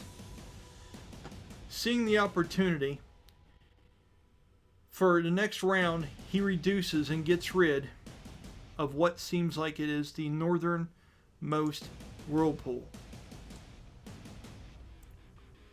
But as he does this, the other two surge. And when that does, water erupts out of these holes like a cannon and explodes out, almost like a fireman's hose. And as this does, everyone being on the rim of that is in the area of effect of this. I need you all to do me dexterity saving throws. Is this considered magical or arcane energy?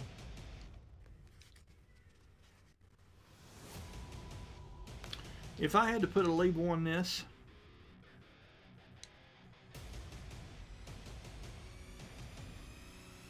that's kind of hard to play because, you know, without revealing too much to you, it is souls inhabiting an element and puppeteering it. So, in the act of manipulating this water, I have to imagine that that would almost be like a, you know, the spell where you're able to move water a certain way. So I'm going to say yeah. Arcane beacon. Okay. Oh, fuck, guys. Oh, that's wrong dice. That's why that... I mean, it's still not wonderful, but I rolled the wrong dice with it. Hold on. Okay. I have the DC. So, the problem being... And, well, you're really lucky because you saved your reaction. Because without it, you couldn't have done Arcane Beacon. Correct? Buddy. That's awesome. So, explain to me Arcane Beacon again, and let's see what happens here. Alright. Says reaction, become a beacon for arcane energy, drawing magic to you like a magnet or weakening their damage by the amount based on a charisma check. You may use this ability without penalty once per long rest by making a DC 15 charisma check. I rolled a 17. Okay. So, what does that weaken the spell by? Alright. Let's see. Spells cast on ally. Area of effect spells, with the exception of the center of the spell. So, for area of effect, if the center of the spell is within 15 feet of me, I become grounding point. Okay. Let's see. That saves Bastille and Karsu. So automatically, that's super good. And let me go ahead and take the left whirlpool, and I'm going to move it up and center that on you, okay, man? Cool. is if you had to chuck a spell level onto this. Okay, is- I know how to do that. Kind of what it is, and I know what I can roll as a modifier. So I'll tell you real quick. So I rolled an 18 for my DC, which if it's 5. Spell level 5 equivalent. spell level 5. Hey, Okay. coffee. And what this is how well he did his charisma versus the DC of the spell to see how weak he's able to make this. Because right now, it's going to be hitting him and Silwyn.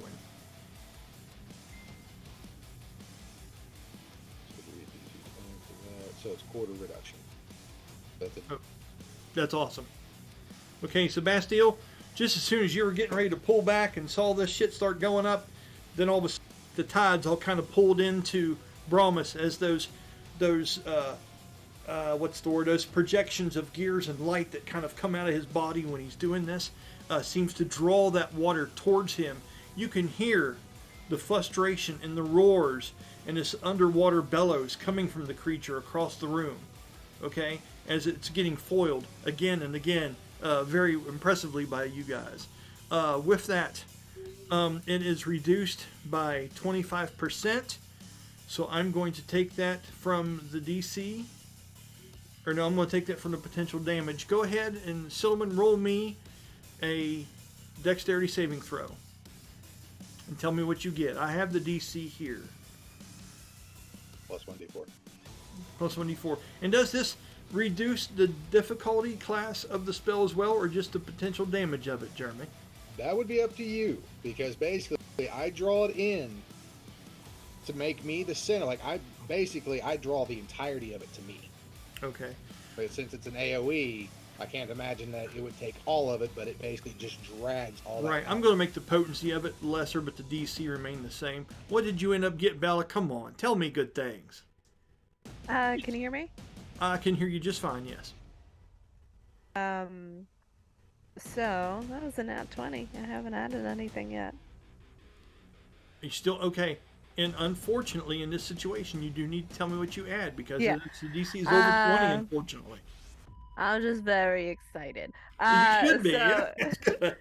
Dex is +4. Is that? Do I have proficiency to that? If it's 24 already exceeds it, so you're good. Okay. So what this does is, what this thing would have done is it would have picked you all up and slammed you down with it. But since you passed a dexterity save, you only take half the damage from the thing, and you're able to remain on your feet where you stand. You, Jeremy, also since it's focused on you, I will need you to do a saving throw as well, dexterity.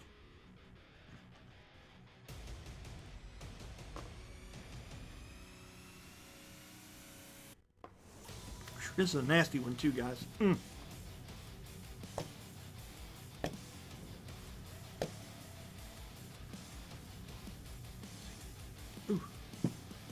I'm glad I'm so far away now. Yeah, you should be. I'll take my beauty. You took 9 points of blunt damage, Bella. Say 19 for my dex save. That's what you got? Okay, that's a fail. And that ends up being Makes sense. 18 points of bludgeoning damage. Okay? Is that before or after the reduction? That's after the reduction. Okay. I reduced the main dice of it. And then what happens is it's able to move you up and slams you down, and your character's actually prone in the position there in the middle of that vortex. Okay? Okay. So, Brahmus is prone. You've got the damage, you've got the damage. It was able to do that. And let me make sure there isn't anything else I can burn here before it comes to the next person's turn. Just a minute here.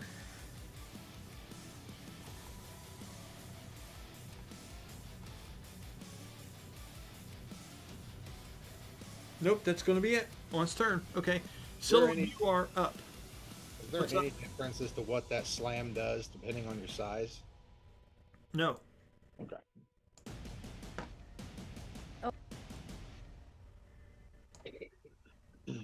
Your voice is cutting in and out. Like I can see your mouth moving, but I don't hear any words. Okay. Alrighty, but you can hear me now? I can, yes. Okay. Yeah, my mic was just being a little bit funky. So, It happens. how I can get to like the edge of the tide pool past Brahmus, closer to the thing, right? Absolutely, you could. Obviously, without cutting through the. This is going to be difficult terrain, so it's going to half your movement. So you can either move up around it, or you can try to. I want to move around it. Okay. Okay. And let me go ahead and get to your character here. So which way you want to go, above or below? Above. Okay, because Danny's got a whole hot mess going on down there. Better be, you don't want to get Yes. a hot mess too. You don't want that. So where is your end result? Where are you wanting to get over here? So I'll tell you what I want to do, Yes, and ma'am. then so I want to do Storm of Spears at it. Hell yes, you do. That's awesome. Um, so I need to be within like 60-foot cone of it, which is why I want to get to the edge of the tide pool, away from everybody. But then so the cone can be targeted on that. Easy. 5. I say, I think this is the first time someone as a character has used Storm Spears. 30. There's 30 foot. Okay? And that gives you plenty of room to do that from right there if you would like. Okay.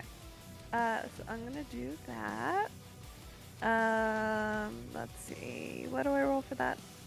It's like Now tell me, is it a spell attack? Is it a weapon attack? What type of attack is it? let's see. As a major action and cost of 7 MP, you hurl your lance at a target with a range of 60 feet.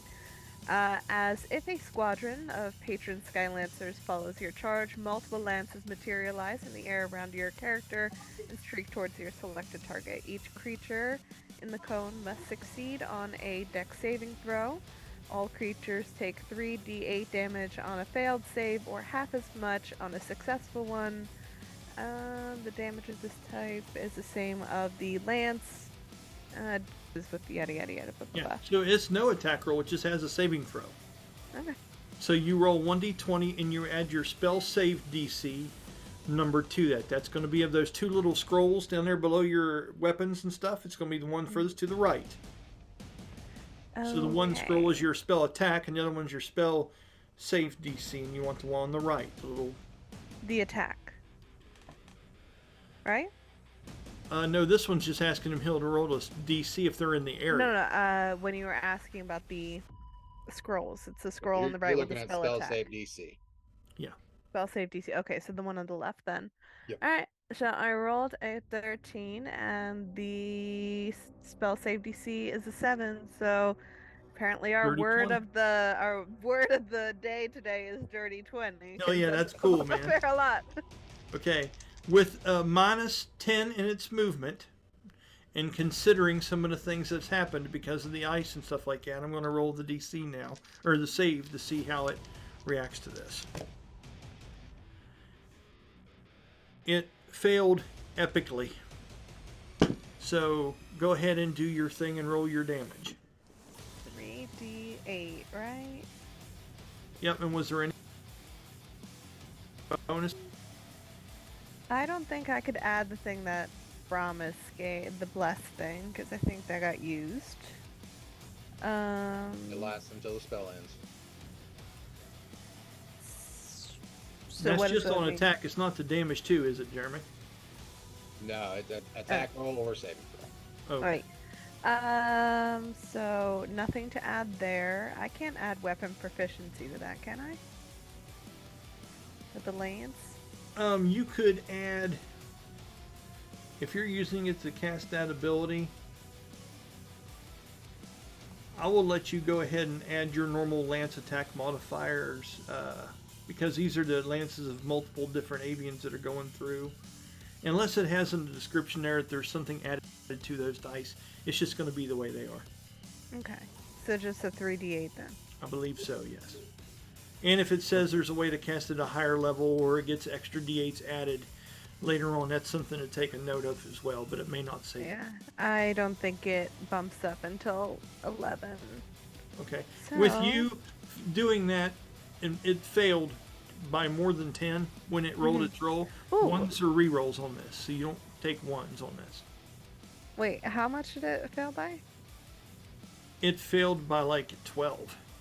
Okay, for the, that's not the ACP, right?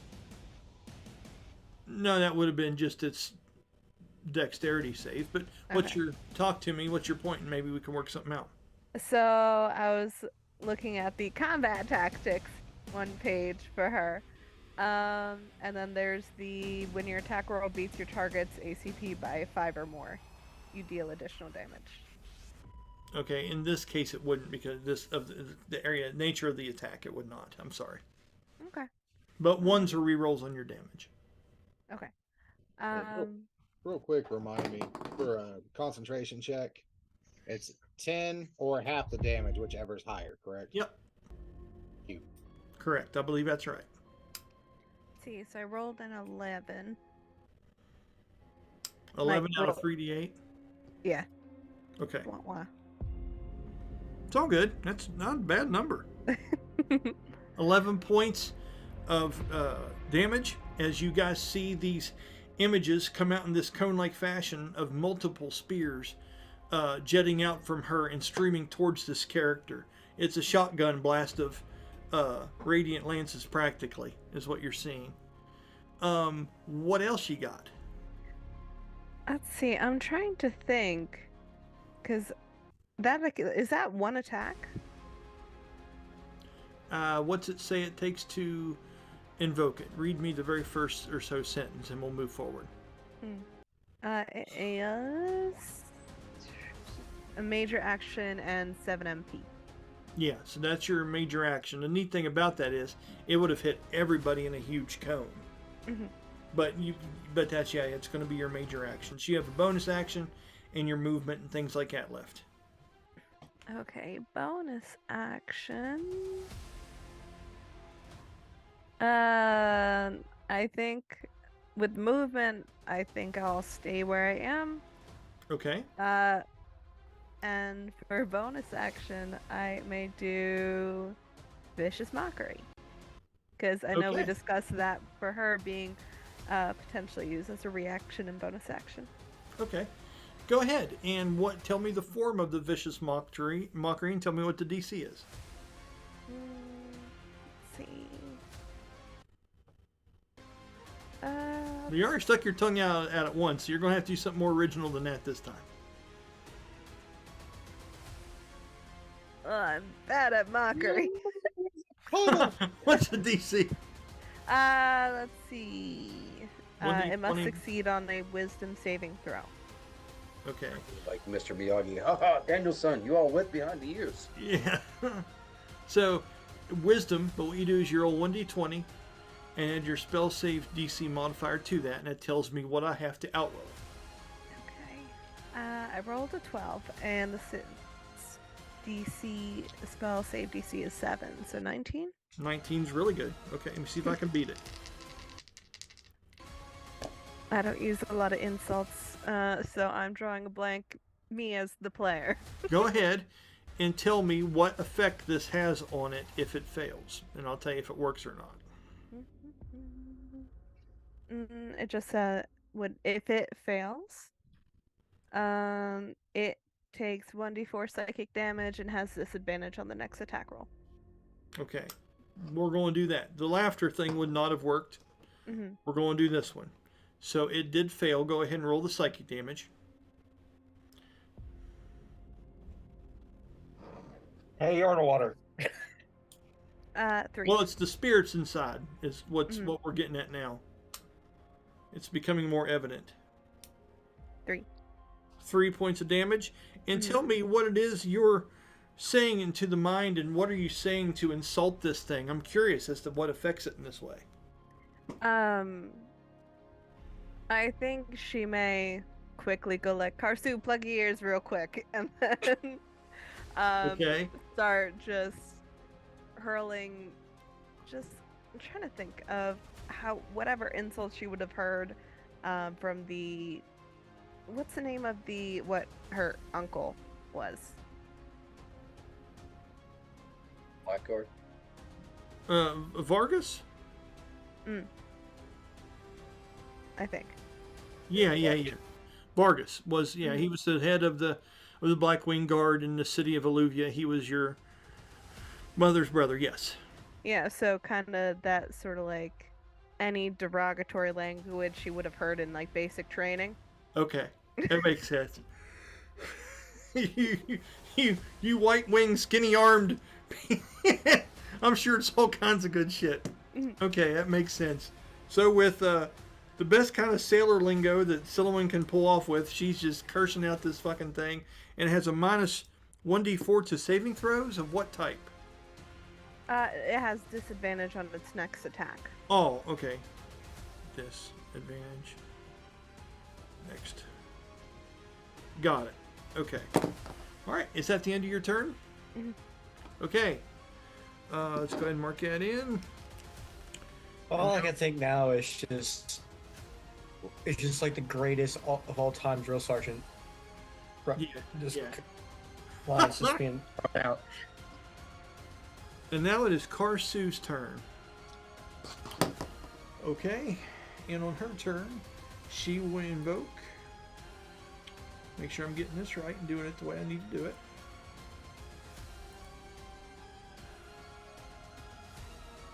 You call that a whirlpool? It's more like a toilet flushing.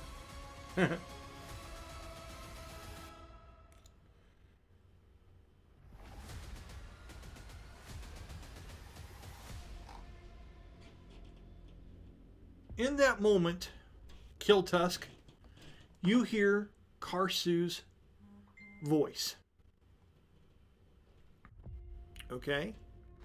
And it sounds like a distant, whispered voice, almost the way that Yeota's voice sounded in this place when we first arrived. Okay? And as she says to you, I'm trying to think of the words that she would use. She would say,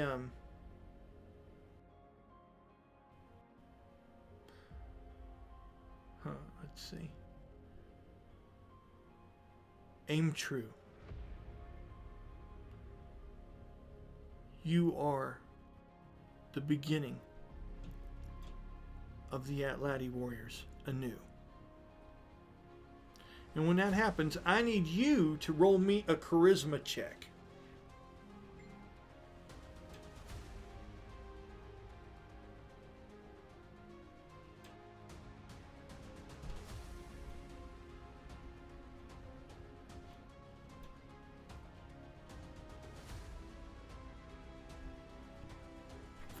Okay. You feel your hyper awareness automatically kick in outside of turn. Okay? And you feel this bolster of confidence and energy around you as you look down and you can see the spiritual version of her reaching around you as if someone is teaching you how to shoot a bow, or when you see people teach each other how to bowl or do something of that nature. You are seeing this mental image of her as she is taking your arm and she's getting ready to pull your bow up. Okay? I want you to take one automatic attack action, and then it will also affect you on your turn, the next turn that you have. You get an automatic attack. And she is almost her spiritual version of her is almost helping and guiding you in this moment, and she's doing this mentally inside of her head. And what's very unique about that is because she's in this area of silence, but that's not affecting what she's doing with you on the other side, because this is telepathic. I did consider all these things. That would be a total of 25. A 25 does hit. So as you shoot that arrow at this creature, what is the damage of a regular shot that you do? 1d10 plus 6. Okay. Add 2d6 psychic damage to that and tell me what your total damage is.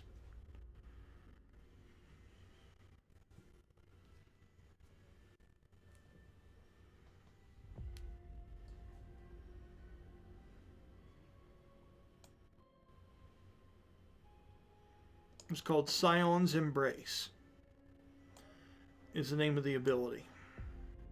20. 20 points damage altogether, no joke. Mm-hmm. Damn, sir. I mean, it's not 187, but it's something. Show off. Okay. With that, the creature is hurting. Okay? As that one went through, it seems like it's now starting to unravel a bit, and things are getting to a point. Okay? Now, as that happens, it is going to be Bass' turn. Okay. Unfortunately, Go ahead. my ring obviously only does 1d4 rounds, and I rolled a 1 on that, and we forgot to mention that, but it's sitting over there, and it reminded That's why me. I count on you guys to keep yourselves honest. So I no longer have silence. Okay, let me work on doing that because you've asked graphically a lot from me. So just 1 minute and let me fix that and we'll move forward, okay, my friend? Bastille no longer has silence. And I think that is that one. Okay, gotcha. Okay. Since you worked so hard, I'm not going to reinvoke it then. Let me think. Go ahead. I can turn that right back on. All I did was minimize it. Okay, I got it. Oh yeah. All right, so I can already take the dash as a bonus action because I'm a rogue. I'm gonna dash over to it, and Okay. I have one of those pouches of blast powder left because I gave one to Valdera before we came in. Yes. So you're going to dash, correct? You're going to dash over how close? When you want to stop your dash at? About where? Shocking grasp range, and I'm going to hold the blast powder. I don't know how this is going to work out, but we're going to give it a shot. Okay. Let me move this all. Let me see here. Let me see. Move this.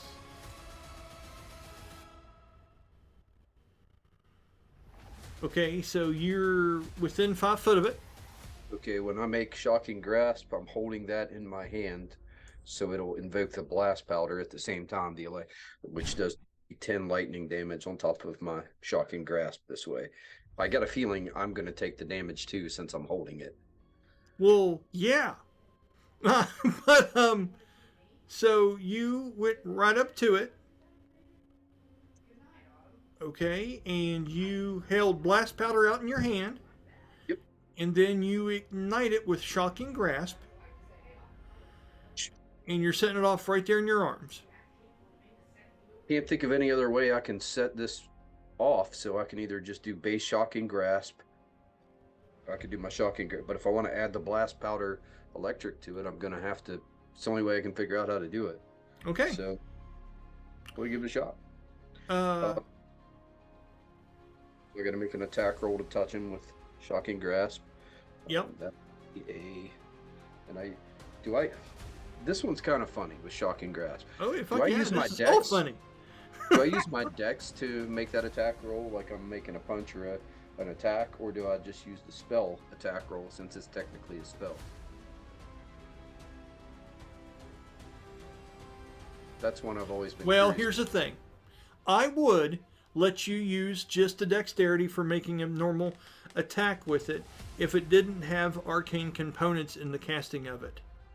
But Okay. since you're having to do different actions at the same time that you touch it, that's why we're going to keep it a spell attack roll. Does that make sense? Yep, so that gives me a 22. 22 is exactly the armor class primary of this creature. Now, it's going to do something because it identifies that something bad is coming, right? But I don't know how that's going to help to a degree. It's going to use a reaction, okay? And it's going to cast that thing that it has now that it has had ice on it. And it is going to create, let me see if I can come up with the exact name of what this is again. Just a minute. It is ice shield. And so now your attack hit it, but it did not breach it. You're still touching it. So it's still going to go off, but there is a shield of hit points now that it has created, which is awesome. Okay, so go ahead and tell me The what thing the about effect ice is. is it is made up of water, and they both conduct electricity. So they do. That would be 7, 8. I have a quick question. Yeah, what's up, Bella? He has to physically be like touching the blast powder thing, right? It's what we're thinking. You can't like spike it like a volleyball. Well, still it would happen on impact. Yeah. It'd be like So- smacking baby powder with a ball bat. You know what I mean? That's what it would look like, really. Only the powder's going to be pieces of Bastille. It's going to be I'm looking forward to it. This stuff was originally designed to go off another way. The only way I've ever been able to make it go off is using shocking grasp or other. I've taken damage every time I've done it, but It's been glorious every time. so that's 16 for the shocking grasp, and then here comes the 2d10. It's only 9. So 9 and 16's 20. 25 points of lightning damage. Okay. So, understanding that's lightning, and it's a conductor, okay? The ice shield doesn't reduce as much. I'm going to make it reduce half of what it normally would have, okay? You feel like things went through, and you see the lightning course through, and as you're looking inside, it seems like it's bouncing from spirit to spirit inside this thing. It hurts. It did not do the full damage by any means, but you can see the outside piece of it that seemed to kind of all of a sudden form up ice and resist you. You can see that broke and shattered away, and you were able to get that into the creature. Okay, this thing looks like it's in some bad shape. The spirits inside are struggling to maintain ship, sir. Bastille, what else do you have on your turn? He stands there and gives him a come on. Okay. All right, the next person to go, I believe, is going to be Killtusk. Number 2, correct?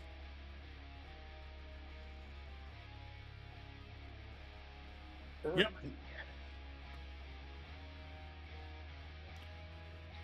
Killtusk, you see blessing on you from Karsu as her spectral form seems to be standing over top of your shoulder and guiding you in this moment. What is it that you are doing? Now, mind you, you can use this in different kind of ways artistically. When I had her come up there and hold your arrow arm up and say those things to you, that's just how I wanted this to look theatrically. If you're like, no, I want to get out my goddamn pogo stick. Now, Karsu, take the back seat. You know, we will make a glowing pogo stick if that's what we need to do here. But the point is that she has given you some kind of boost of some kind you're not quite sure of. The cool thing was you got an automatic attack outside of turn, which in itself is pretty baller. So now, moving forward, what is it you're doing, bud? We're gonna go for that dual shot. Okay, dual shot. 2 arrows. You know how the mechanics work. Won't you roll it up and tell me what you get, bud?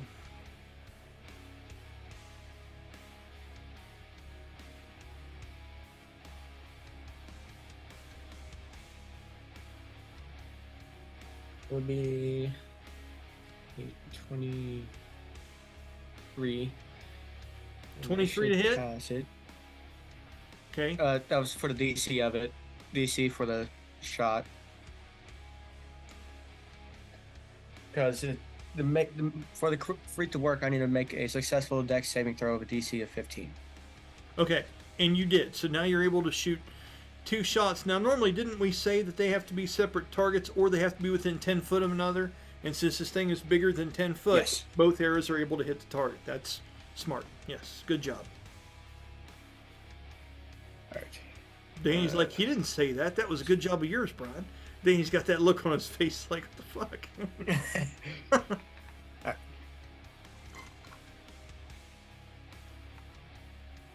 So for now, the attack roll.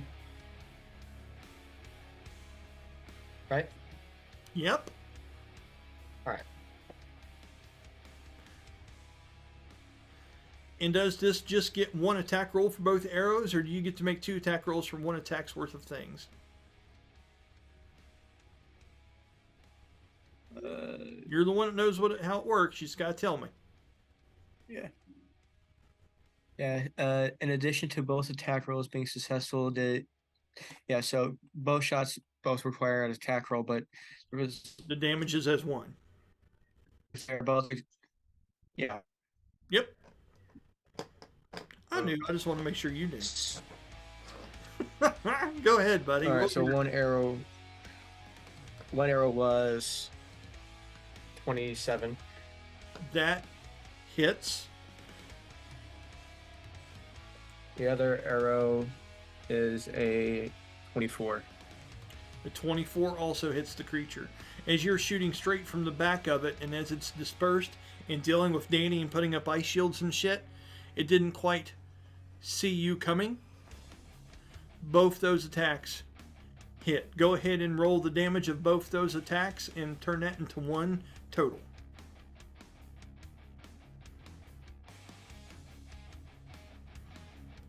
Let me know what you get. That'll be 14.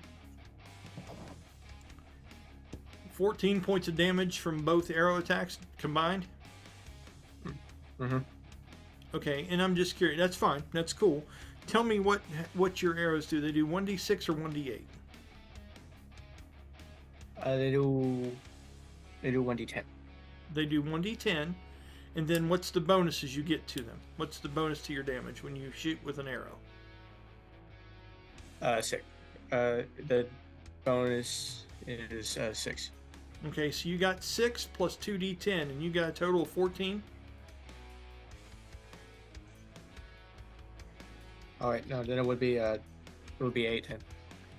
For some reason I added the 6 twice. Okay, so what's the total? It would be 8. 8. So you rolled double ones. Yep. Holy shit. Okay. You understand why I was questioning what you were saying. But now I understand. So next time that happens, just tell me, Brian, but you don't need to figure out if I messed up. I rolled double ones. I screwed up. Okay. Yeah, because I wasn't trying to twist your arm, but I was like, something's not adding up. But double ones, Yeah. yeah, I could see what's going on there. Okay. Holy shit. Okay, so as you're doing that, okay, we're not considering something here. That Karsu is giving you this boost right now. Okay. Okay. I've is the got to do boost? it because she's helping you in this moment. It gives you an extra 1d8 onto your damage. Or no, I'm sorry, an extra 2d6 onto your damage onto your first attack on your turn. It's almost like a minor version of a smite. Roll 2d6, add to that.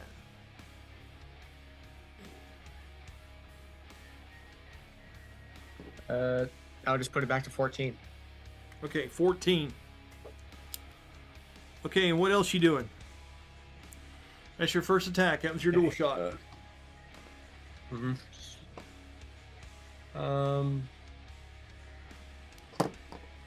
Yes. Then I think I'm going to use my bonus action again for another overdraw shot. Okay, go ahead and roll your strength save and let me know what that is. And let me know how big of a dice you're getting to add to your overdraw shot. I like that mechanic. In our new version, I like the overdraw shot and having a strength check, and where that falls into the bracket determines how big that dice is when you're able to pull that off. That's kind of a neat thing. All right. So I got a total of 18, so that beats it by 8, but I only get an extra if it only adds if only beats it by 5. So successful and plus 5, so that'll be 1d6 plus 1/2 of normal damage. Okay, awesome. Okay, go ahead and roll your attack roll. Right. Natural 20. Really? Hell yeah, that's Mhm. pretty awesome. Okay, so roll your dice and double them, and then add 6 to it, and tell me what you get. Well, but you know what you gotta do. You've got it. Your strength Mhm. exceeding a 5 gives you a plus half to it, right? Yeah, and okay, so I read it again, and since the first time missed anyway, it didn't really matter. But also, if I was successful, the regular DC is by 10, but if I pass that, it passes half of the damage dice. But if I pass that by 5, it adds an additional 1d6, so it's half the dice plus a d6. Okay. So what that is, then you're going to double that, and let me know what that total is. Okay. At the very end of all that, you're doing that, and you're doubling it. Then you're adding 6 at the end of it. And tell me what that number is, Colby. All right, so I rolled a d10 once. Yep, for your bow. Okay, so that's 5 plus 6 would be 11 plus the d6 is 3. So without doubling it, all of it would be 14. Normal would be 14. So if I'm doubling all of it, or just all of it, or Okay. You double all the dice rolls, and then you add 6 to the end of it.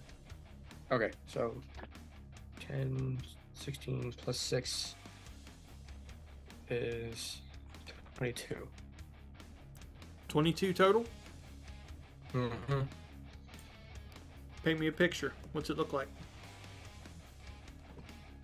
Yeah, so with it being with him surpassing his DC check by 5, 8, but hitting one of those thresholds, you might hear like a few little, like, I don't know, maybe like pops or cracks in the wood as it's like being pulled more than it's used to. Extra strain And with like Karsu there helping you. I get it. That's cool.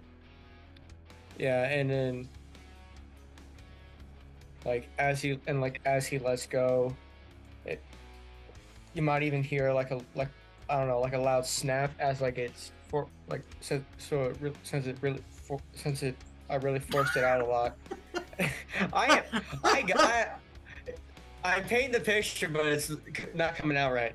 The picture is static, but it's all good. But yeah. He lets it go after he got to that point. Okay. And when he lets go, you can sort of hear like a loud snap from it being strained so much, and then yeah. All right. And just so as that happens, you can feel the spirit of Karsu wisp away as the feathers from this angelic and demonic panacho that you have on your side, which you don't actually currently have on yet. You seem to kind of move in the wind as you can feel her presence leave you and go back to wherever it was it once come from. And as you're standing there in the silence of that, and that arrow rips through that creature, as it goes through, the arrow stops in the center of the actual water elemental, Killtusk. And Danny, as you're staring right at it, as you just let off this explosion, right? The water all seems to start swirling down and falling, and everything dissipates. And standing right in front of you, I need you to roll me a history check with advantage.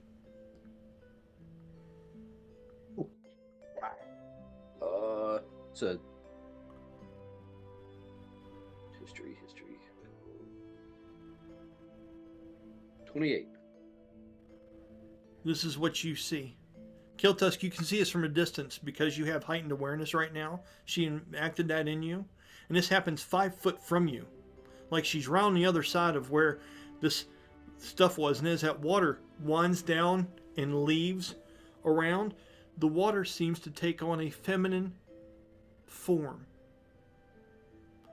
And you can see the hands of a maiden slowly start to fade and drift off of the body of a spiritual apparition of that Atladi warrior that you guys discovered in that tomb earlier on. The one that had the panacho on its head. You can see the spiritual body of it standing there with an arrow stuck in its chest.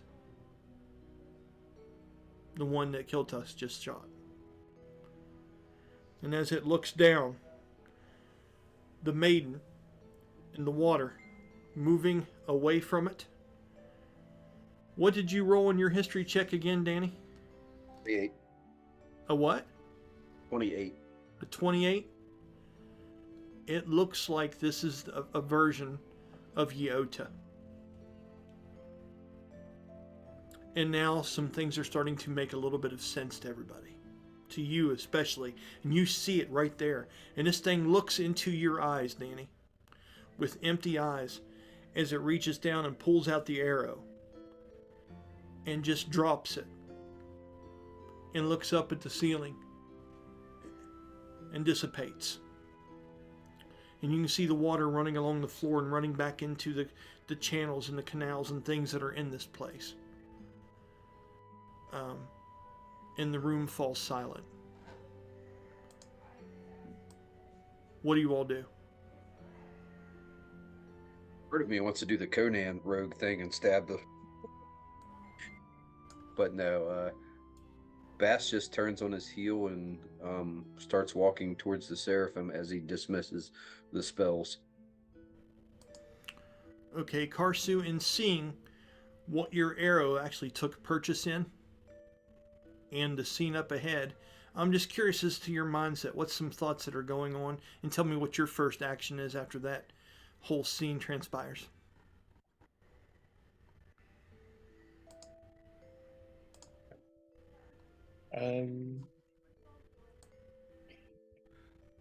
I think pretty sure Killtusk would be shocked, more like shocked that the panacho he is currently wearing is used to belong to the spirit he just shot at. Yeah.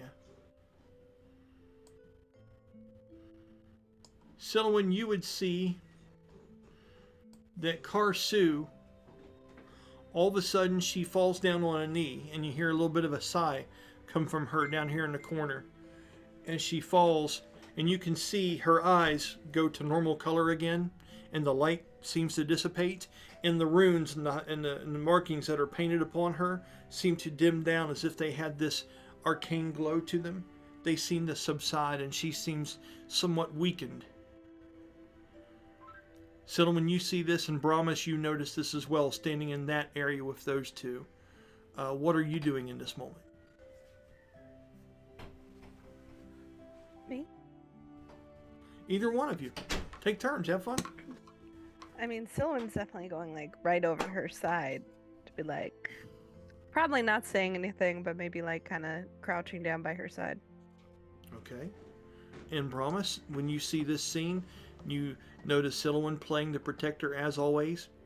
What is it that you're doing as this rush of adrenaline and excitement is still over top of you inside of Brahmus? You can actually hear your spiritual self. You're kind of breathing heavy. You're kind of really in this moment. You just did some amazing fighting with your blade. But now the sincerity of the moment, seeing the Atladi warrior with the panacho pass on, seeing what was actually causing this water elemental, seeing her go to Karsu's aid. What is it you're doing in this moment? Given the heightened adrenaline, I don't think his danger sense is going to drop. Okay, cool. It's going to be a lot of hypervigilance at this point. He is waiting on anything that could start going off. Okay, So well, he I'm gonna might leave that. he might move a little closer to them as the You're means still to looking around, huh? Yeah, as a kind of probably not even that close. Yeah, probably right there. Okay, nice. Kind of getting a little close to him in case he needs to rush to their aid, but at this, look out for other dangers. Alright, you can get one more drink. And then As that happens, Silouan, she speaks to you in a weakened voice, and she actually dares smile just a little bit, which is kind of uncharacteristic from her in this kind of serious way that she's approaching this. You know how she's been kind of one-track minded. You've thought about the rumors of what kind of fate she's headed to in here. You're not quite sure. But in that moment, she kind of smiles and she shuts her eyes. And she goes, "There is hope. There is hope for the future." And she looks past you and she meets eyes with Killtusk across the room. As she kind of takes a deep breath and tries to use your shoulder to pull herself up to a standing position. Okay. With that, we're going to take a break, refill our mugs, do our things, use the bathroom as always, and then we'll come back and decide what the next steps are moving forward. Good job, by the way. That was not an easy one. There was a lot of interesting mechanical things that thing could do. And I'll tell you what, Brahmus, you put a hurting on that son of a gun, my friend. That was impressive. That really was. And it took that to do it. You know what I mean? But boy, when you got squared up on them, dude, it was awesome. And you know, the potential way that everybody worked together on that, the things that Danny stopped from happening, you'll never know. You know what I mean? Which is another interesting part of that. So good job by everyone. And even with the miss with Silouan on that one first epic lance, what a cool image to show. You know, the mouth opening up and going through the center of it, landing behind just on another swing after that. Some really cool stuff there. So on that note, let me go ahead and pause this, and we'll return in just a few moments.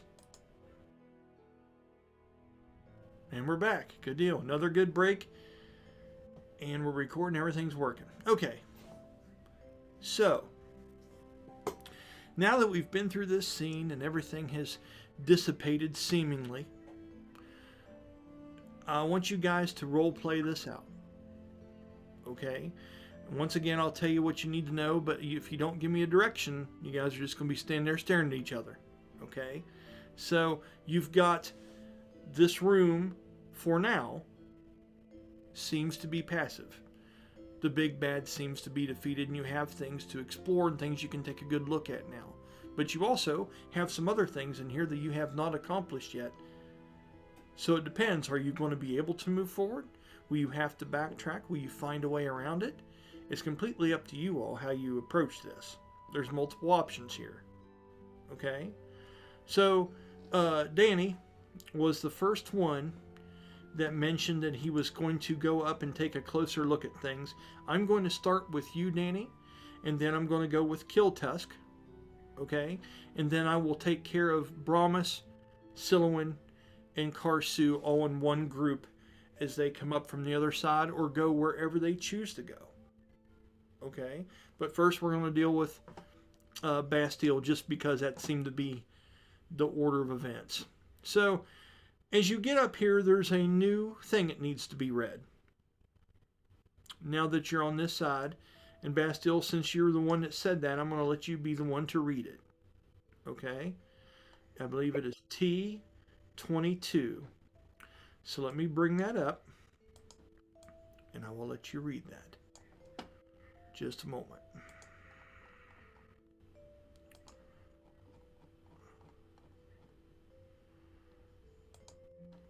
I'll zoom in on it a little bit so everybody watching the video can see it, and then I'll have you start reading when I say go, okay? Just a minute here. Let me get it centered up real good. All right, Danny, go ahead. As the water resides, you look upon the figure that stands upon the central platform of the northern room, surrounded by ivory atleti totems. An ancient seraphim rests motionless as it has for unknown ages. Statues of the dreaded Quetzalcoatl stand at the far corners of the room, although their depictions fall short of their true greatness and might. As you inspect the room further, you observe an image of the Terrachua engraved in the floor. The ivory totems surrounding the Seraphim appear to be holding their heads in a peculiar way, as if missing a needed component. Okay, good job. Thank you. And as you've read that, what are you doing in this room, sir? Well, we haven't used them yet, so I think I have 3 medallions, and Silouan has 1, so I'm going to go up and see if these medallions fit on these statues. Have you written down that you have 3? Mm-hmm. Okay. And I also have written down that Silouan has 1, because I handed it to her. Okay. I want to double check something real quick just to make sure, because this is a big step forward if we don't make it right. Okay. I just want to make sure that everybody has what they need to continue forward. Just 1 minute.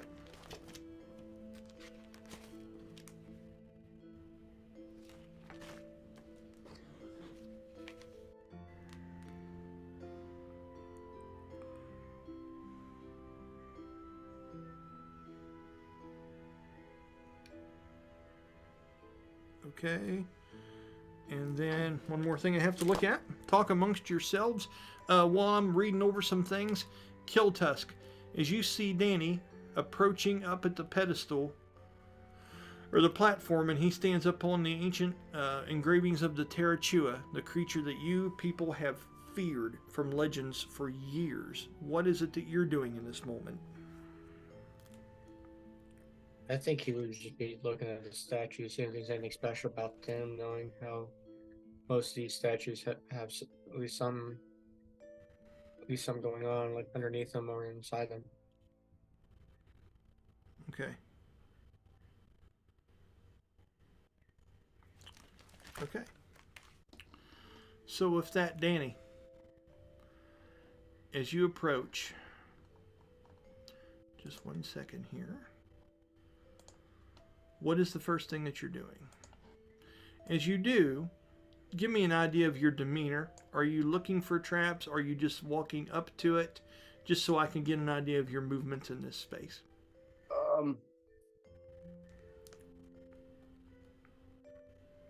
Honestly, like, it would be a solemn enough area. Like, he'd be pretty surprised if there were traps. He's probably just trying not to step on the artwork or mar anything, because this is kind of a solemn place. So he's taking his time. You know, actually may even clean the soles of his boots on the steps before he moves on up. As he does that, Killtusk, you recognize the respect that Bastille is giving to this place. It's nice. It's almost very reassuring that you have actually been graced by the presence of the right people for the right job, right? It's always great when, like, foreigners treat things with a little bit of respect, although it may not be exactly their belief or their mythos. And that's what Bastille does in this moment. As he walks up the steps and walks around the Terrachua, and he is amongst the ivory totems that surround this dormant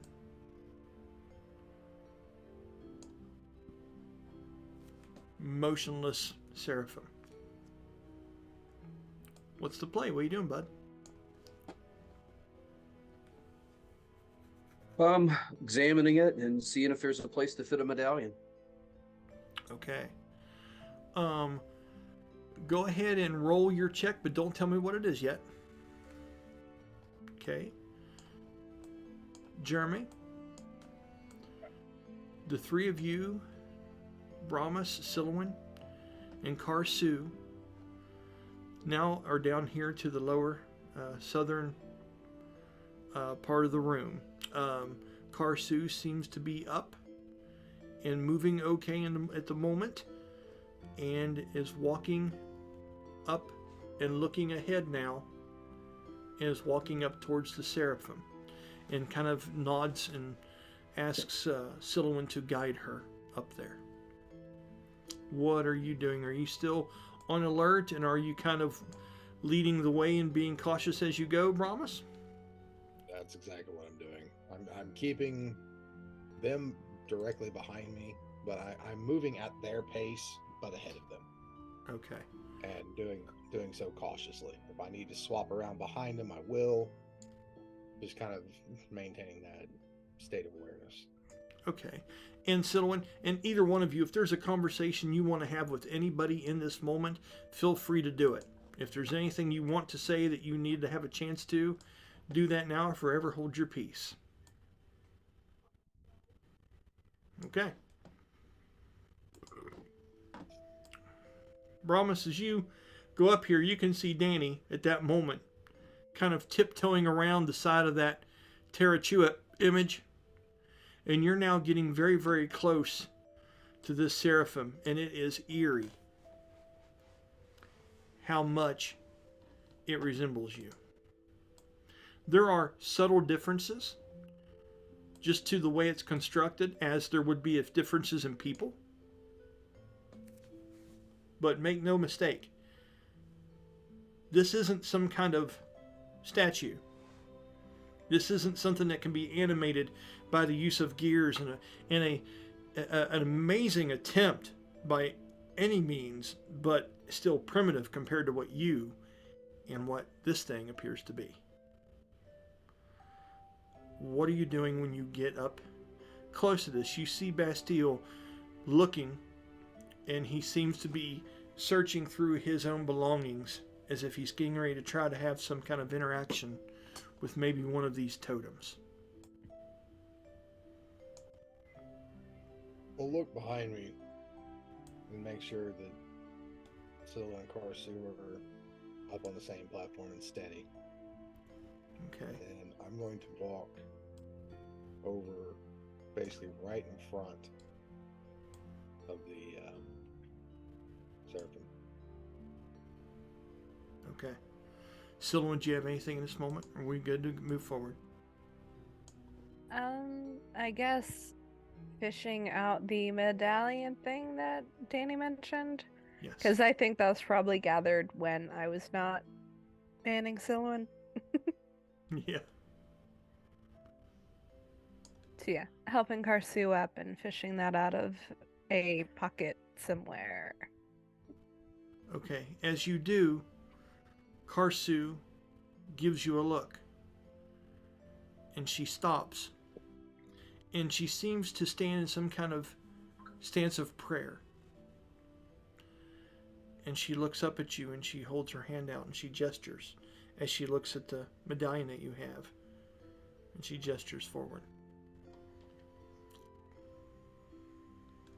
Gestures as in to give it to her, or gestures For as you to to go walk- forward?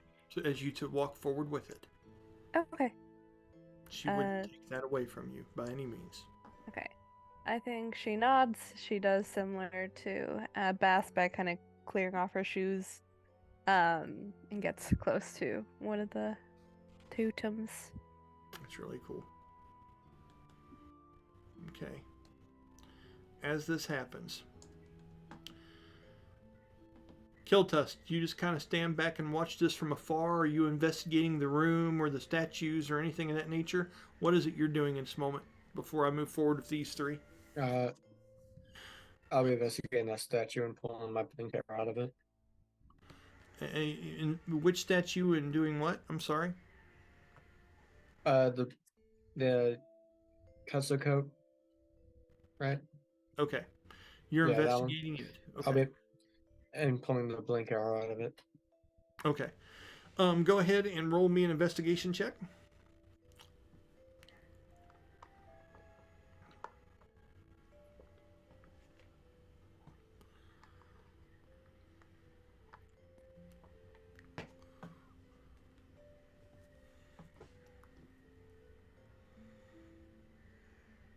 Uh, 22. 22 is very good. As you look over the creature, and you can't help but have flashbacks of the few times that you've seen this thing. You remember ceremonies of people that you know didn't survive this last wave of destruction that swept over your homeland. You remember your elders dressed up as this creature and dancing in circles in the night around fires, depicting this thing. Even as a little child, you almost grew fascinated by the creature until you realized and saw the first time that it took victims. Until you saw the actual aftermath of what kind of destruction it could cause. You remember hiding, hoping that the thing didn't destroy you on your way here to this temple as it swept down and grabbed up some of those other dinosaurs and was feeding on them in that grass open plain that you guys were trying to hide from. To be this close to the statue, it is finely detailed and carved and represents the might of the creature pretty well. But you don't see any kind of device or anything to this. This is not a trick or a lever to be pulled or tampered with. This is just a representation. And you are able to collect your arrow. Okay? But one more time using that arrow, it will be destroyed. It has taken too many shots. Okay? And also, did we say if the original string fell off the bow, or is the original string still on it? It's just the chameleon's wrapped around it. You have to unstring the bow for the chameleon string to be put on it. All right, so I need to go back and get that original string. I'd say you would have kept it on you, but you could restring it the normal way now if you would choose to. Yeah, I would do that. I would like to do that. Okay. Also, is there a roll I can do to see if Killtusk can sense any like effects the string is doing to him, if it is doing anything to him? Well, initially when you collected the thing, didn't you guys do some checks on it and you knew that the chameleon string gave the bow a certain effect? Yeah, we knew it gave the bow effect, but we didn't. But I knew it. We know it gave the bow effect, but we just didn't really know if it did anything like any sacrifice or anything like that to me or anything else. You don't notice anything at the moment, no. Okay. And I also will make a mention that during that whole combat, you didn't once use any of the abilities of the chameleon string. You just simply strung it that way. Oh, okay. I just thought the string would just automatically affect the arrows. Nope. Because that was what happened last time. Yep. You've got to No. make a statement. Yes, sir. It's all good. Okay. So, with that, Bastille, walk me through it. Tell me through the scene, and you guys act it out. What's going on here? Looking for where the medallion will go on it, and once I find a place for it, I'm checking the medallion too to make sure these aren't marked individually, because we never really looked at them. So I don't know if each one takes a specific medallion. So I'm looking at them to see if they're different or they're the same, and then looking for that place around their neck where it would fit. Okay. Roll me an investigation check. Investigation. 8, 16, and 8 is 24. 4. You don't see any kind of difference in them, as they all seem to be as similar as handcrafted items could be crafted. In other words, there's no gem. The things with 24, there's no gem marking them to be specific as to places they went in. The 3 that you have on you seem to look similar. And then when you look at the way that they're laid out and stuff like that, you knew where the medallions came from on the other ones once the water revealed those areas. These have those same kind of empty chasms where a medallion once lay like it's been removed with a 24. And I'll put it in those chasms. Okay. Let me make sure there's something I don't have to do here as you do this. I just need to check. There's steps, sir. I've got like a book on this. Okay.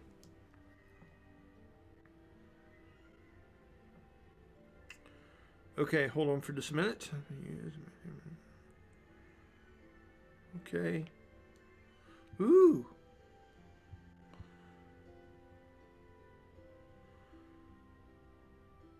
Okay. Okay, I think we're good.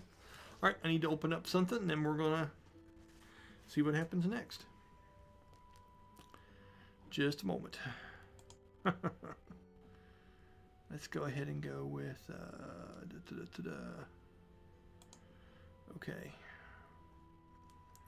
Where is this at? Sorry, guys. It'd be just I'm trying to find a. Here it is.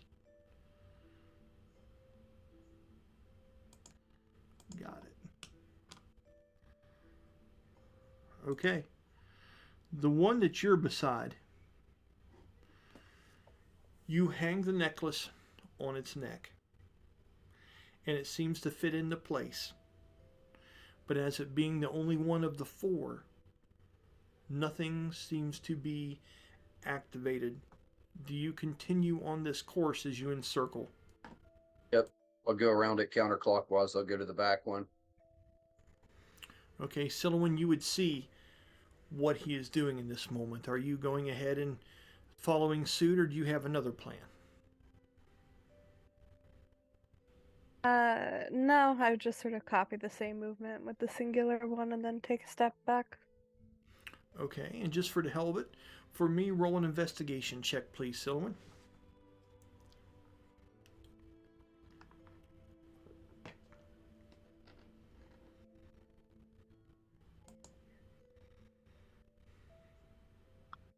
$11.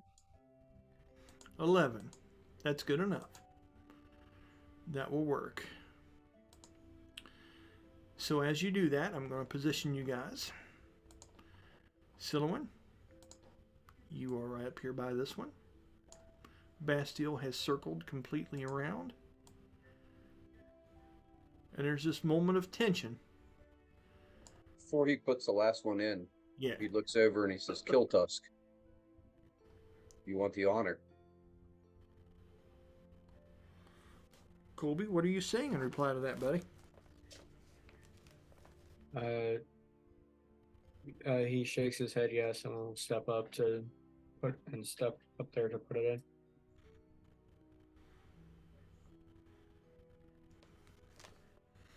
Okay.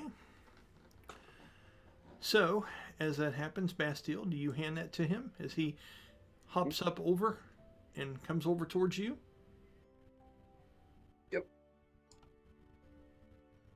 Okay. Silouan's gonna get down and go next to Karsu. Okay. Silouan, as you do, Karsu has came up to the base of the steps, and her eyes go wide. And she looks at you, and she says, "Look, something is happening." And as you look over your shoulder, you see some kind of light, Silouan, that wasn't there before when you turned away and walked from these statues. From these people that you've traveled all this way with. As Killtusk reaches down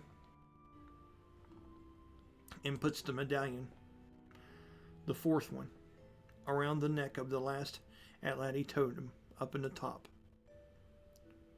and energy starts to form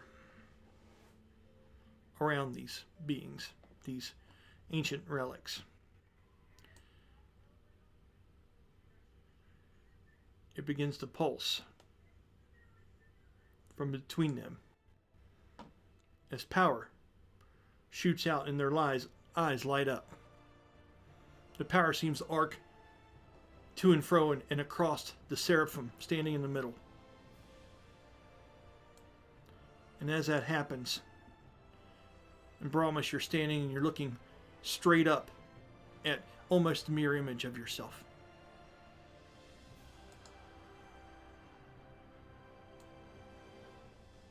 Brahmus, get in the lightning. It's going to heal you.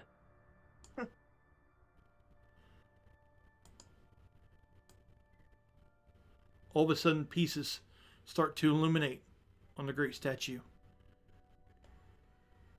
And the eyes light up right before you. Is this thing like much bigger than me, or is it about the same size? About the same size.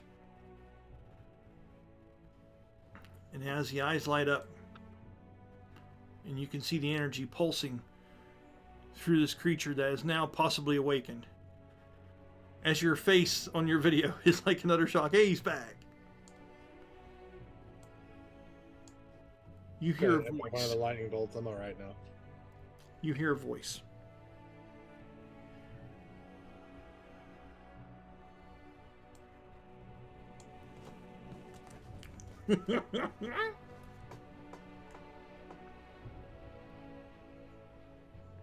Okay. The voice sounds startlingly, it startles you as to how young the voice sounds. You didn't expect this. It sounds like it's feminine. It's female. And it's young. And you can hear,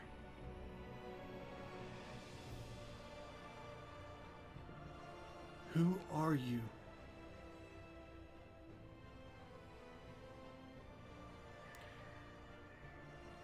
Who are you?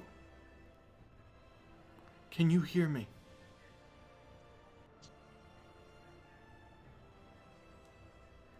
And it's coming from inside Brahmus. It's echoing inside. And as you're inside of Brahmus and you're looking around and you're hearing this, you're not seeing anyone else affected. It doesn't look like Bastille is hearing this. It doesn't look like Silouan is hearing this as you look over and stuff like that. But you're hearing it. Yeah, like everybody would see Brahmus just kind of looking around.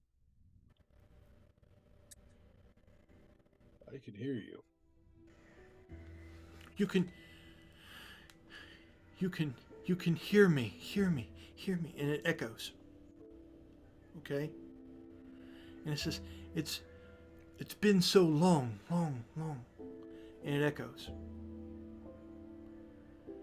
And he says,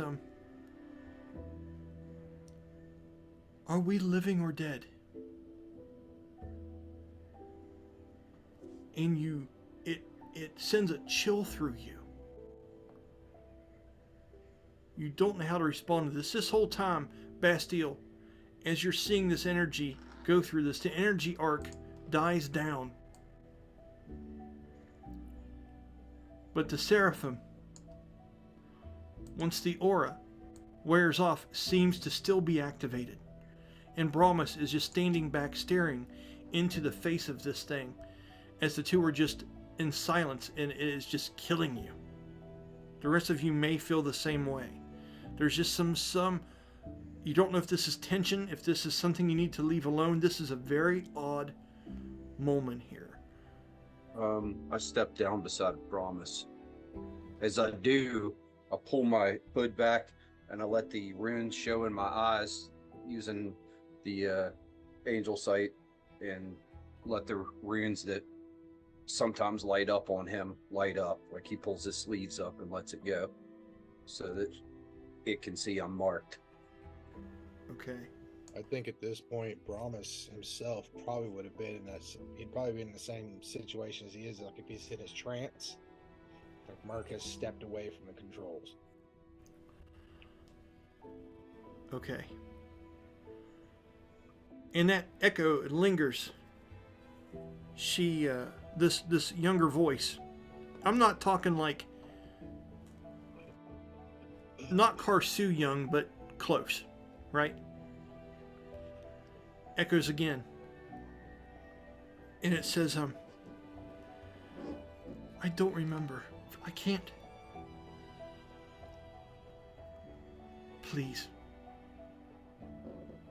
Tell me, are we deceased? I can't find anyone else. I've been looking.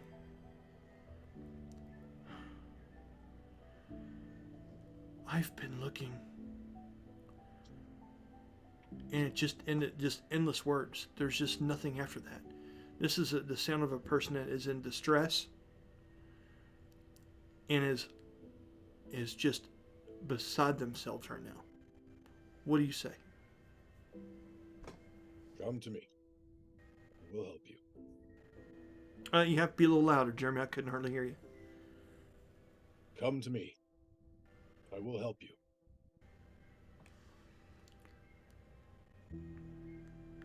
You have a long pause, and there's no reply. I don't know where I am. I can't. So long. So many rooms.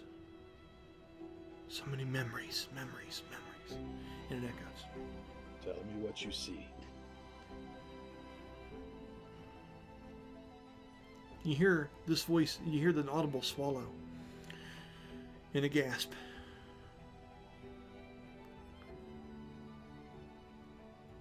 I haven't seen anything real in forever. And when that says, there's a little bit of darkness to the voice. And it says, I drift in the abstract. Oh, to see something real again. To find something. To find a piece. And it echoes out again. I would like to actively be trying to track my way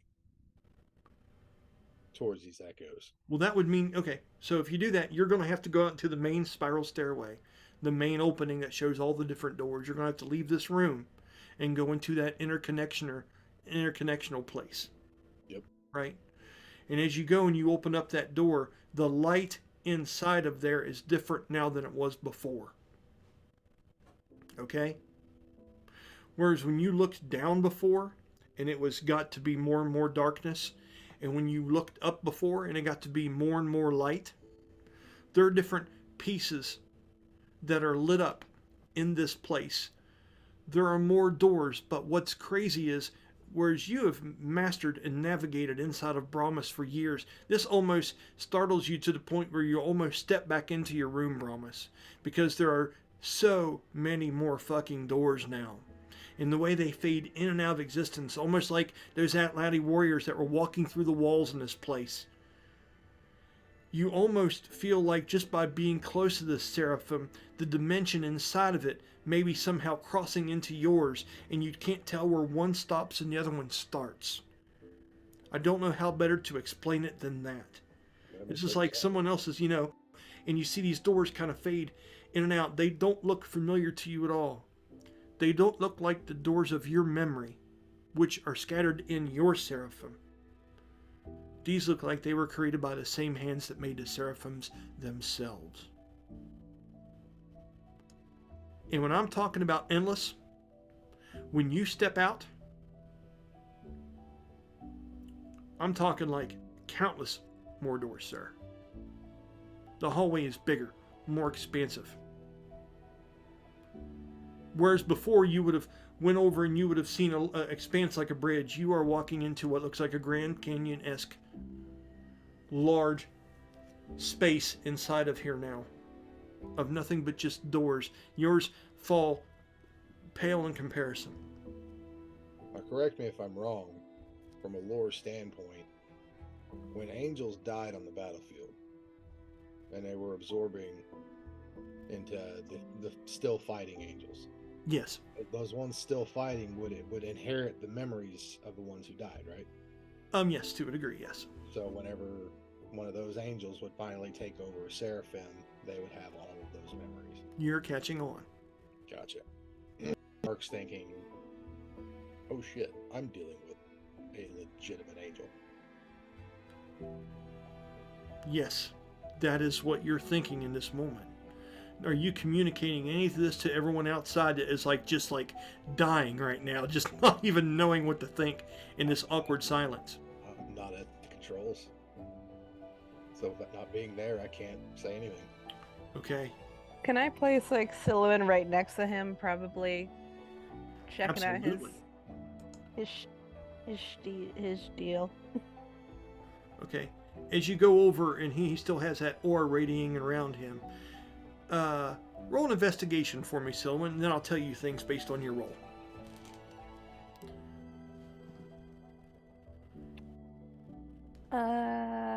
That is an 11 plus 3, 14. Okay. You can tell from the way he's standing there and everything that they've been through, he's away from his three windowed room where he controls Brahmus from. He's not there now. Something has made him walk away from the part of this creation, this angelic construct that is able to communicate with you all. He is away from the gears, and it makes you naturally think that did he step out? Did he travel over to that one? And you're not quite sure, but you know that some reason he's away from the steering wheel right now. If anything, she might be like, seems like a little bit of a bad time for a bathroom break. Yeah, that's true. Sadly, I was thinking the same thing. Yeah. With that Bastille, you see her kind of examining the thing, and Silouan kind of seems maybe. What's your overall demeanor as you're saying? Do you say the whole thing about the bathroom break? Yeah, probably In just character? like he stepped away from the controls. Seems like a little bit of a bad time for a bathroom break, but That's awesome. he's not here. Bastille, anything? Insight check, because he may remember the previous guy that played Brahmus having a conversation with the other construct before it went into hibernation mode. Go ahead. Insight. 12 plus 6, it's 18. That's good enough. What do you need to know? Do I think maybe he's conversing like he did with the other one when they stepped Yes, away? Absolutely you do. If you wish to verbalize this, communicate this, fair one, you can. I believe Tell him why. Tell him a story, man, because, Yeah. Bella's never heard it, neither has Colby. Tell him a fucking story, Danny. When we were in the what's the name of the city? The Angels Mountain. Come on, Mount of Tears.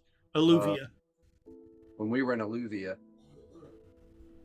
we jump-started another Seraphim, and Brahmus had a moment where he spoke Seraphim to Seraphim. Brahmus learned some things about his Seraphim when he was in there. He said there's a bridge, and that he could walk and talk with the other angel. Well, with the angel. And then as he says that, he realizes that two of them have no idea what he's talking about with angels. And he says, I may have to tell you some things about your gods when this wakes up.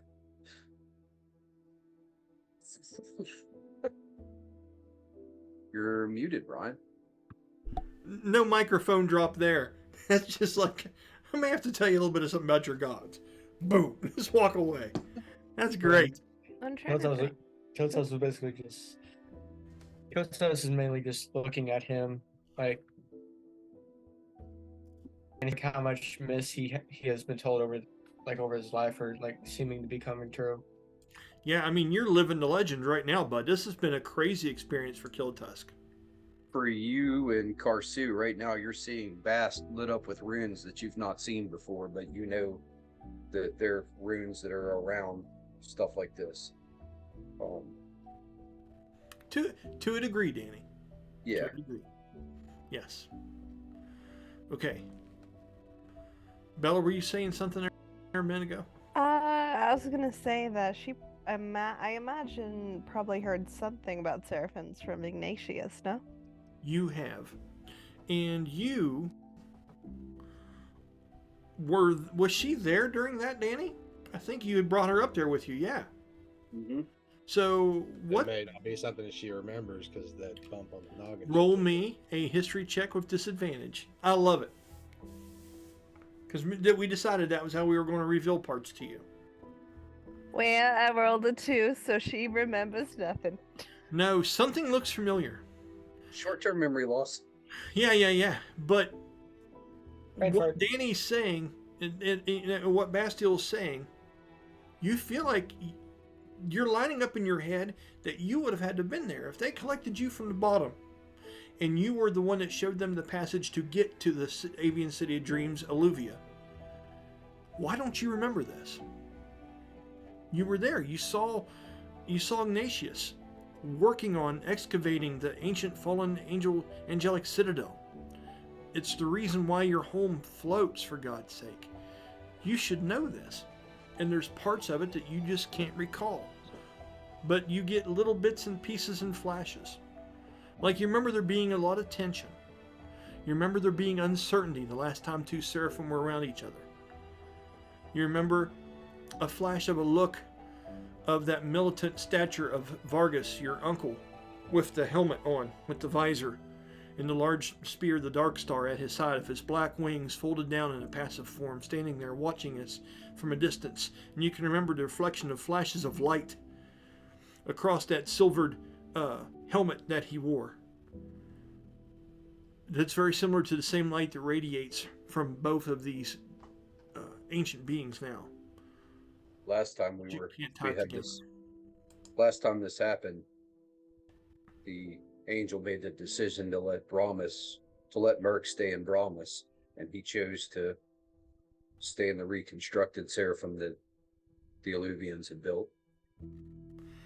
In that moment, Brahmus, from inside the room, as you're still standing in the threshold of the doorway, almost fearful to step out as to what might happen, you notice and you see bodies moving and stuff in the 3 windows that you just stepped away from, and you can see Bastille explaining something, and you can hear muffled words, but you don't know what's going on. As you realize you've stepped away from the party for a moment, and maybe you got lost in the situation. Is there anything else you're saying in this moment, Brahmus? There's a lot here to unpack. I want you guys to navigate however you want to. I'll look around. Who are you?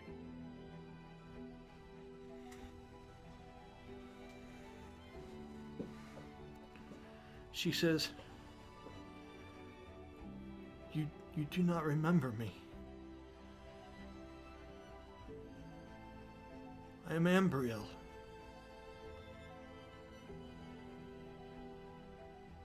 Does that name ring a bell? We discussed it coming in. That actual name? Yeah, I can't remember where we had learned it, but Might have been the hut.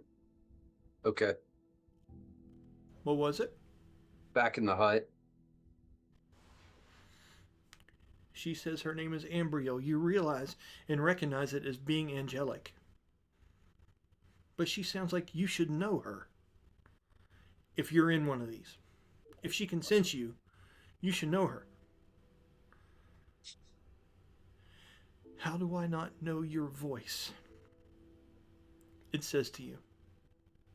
Who are you? Name is Mercandal, Steelcrest.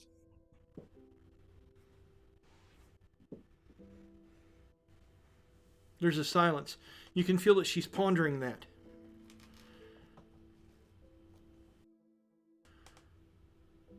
What are you, Mercandal?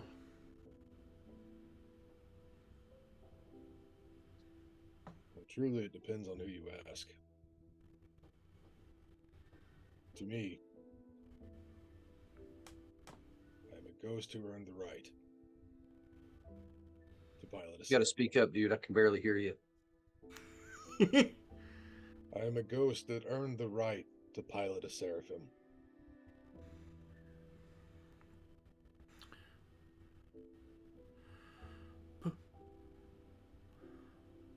But what about its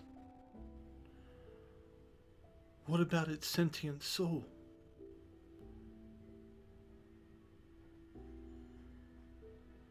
Where is Lathorum? You're not Lathorum.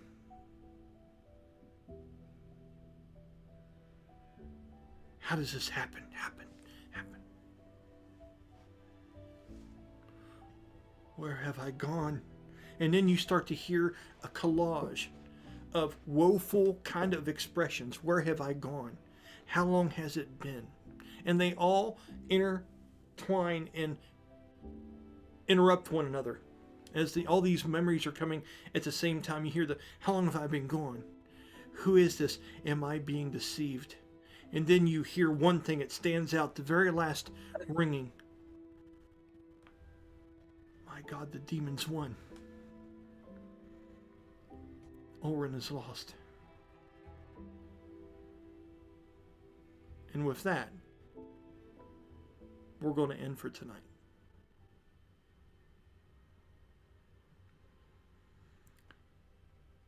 Think about that what you will. Ponder on with it. And we will get into the next part of this next Sunday, hopefully. Maybe take a sabbatical over to Plan B for a little bit, but maybe stick with this just depending on what the herd feels. But very interesting things are happening right now, and I have pages of stuff written for this. All you guys need to do is just play your characters and explore the space. Okay? Oh man, you ought to give us another 20 minutes or so. Leave us on this cliffhanger after we've been hanging out in this thing. I'm sorry, sometimes it's like that. I mean, it's almost 10:22 and people have to work and things have to happen. But cliffhangers are cool. It shows a commitment from the group to be a part of it. But yeah, there's that. So, any closing statements before I end this for everybody? Like Mirk's gonna have to go toe to toe with an angel just to knock some sense into it. That's one interpretation. Stillwin's like on the outside, like, I'm giving him like 5-ish more minutes before I'm gonna start climbing in there. Right.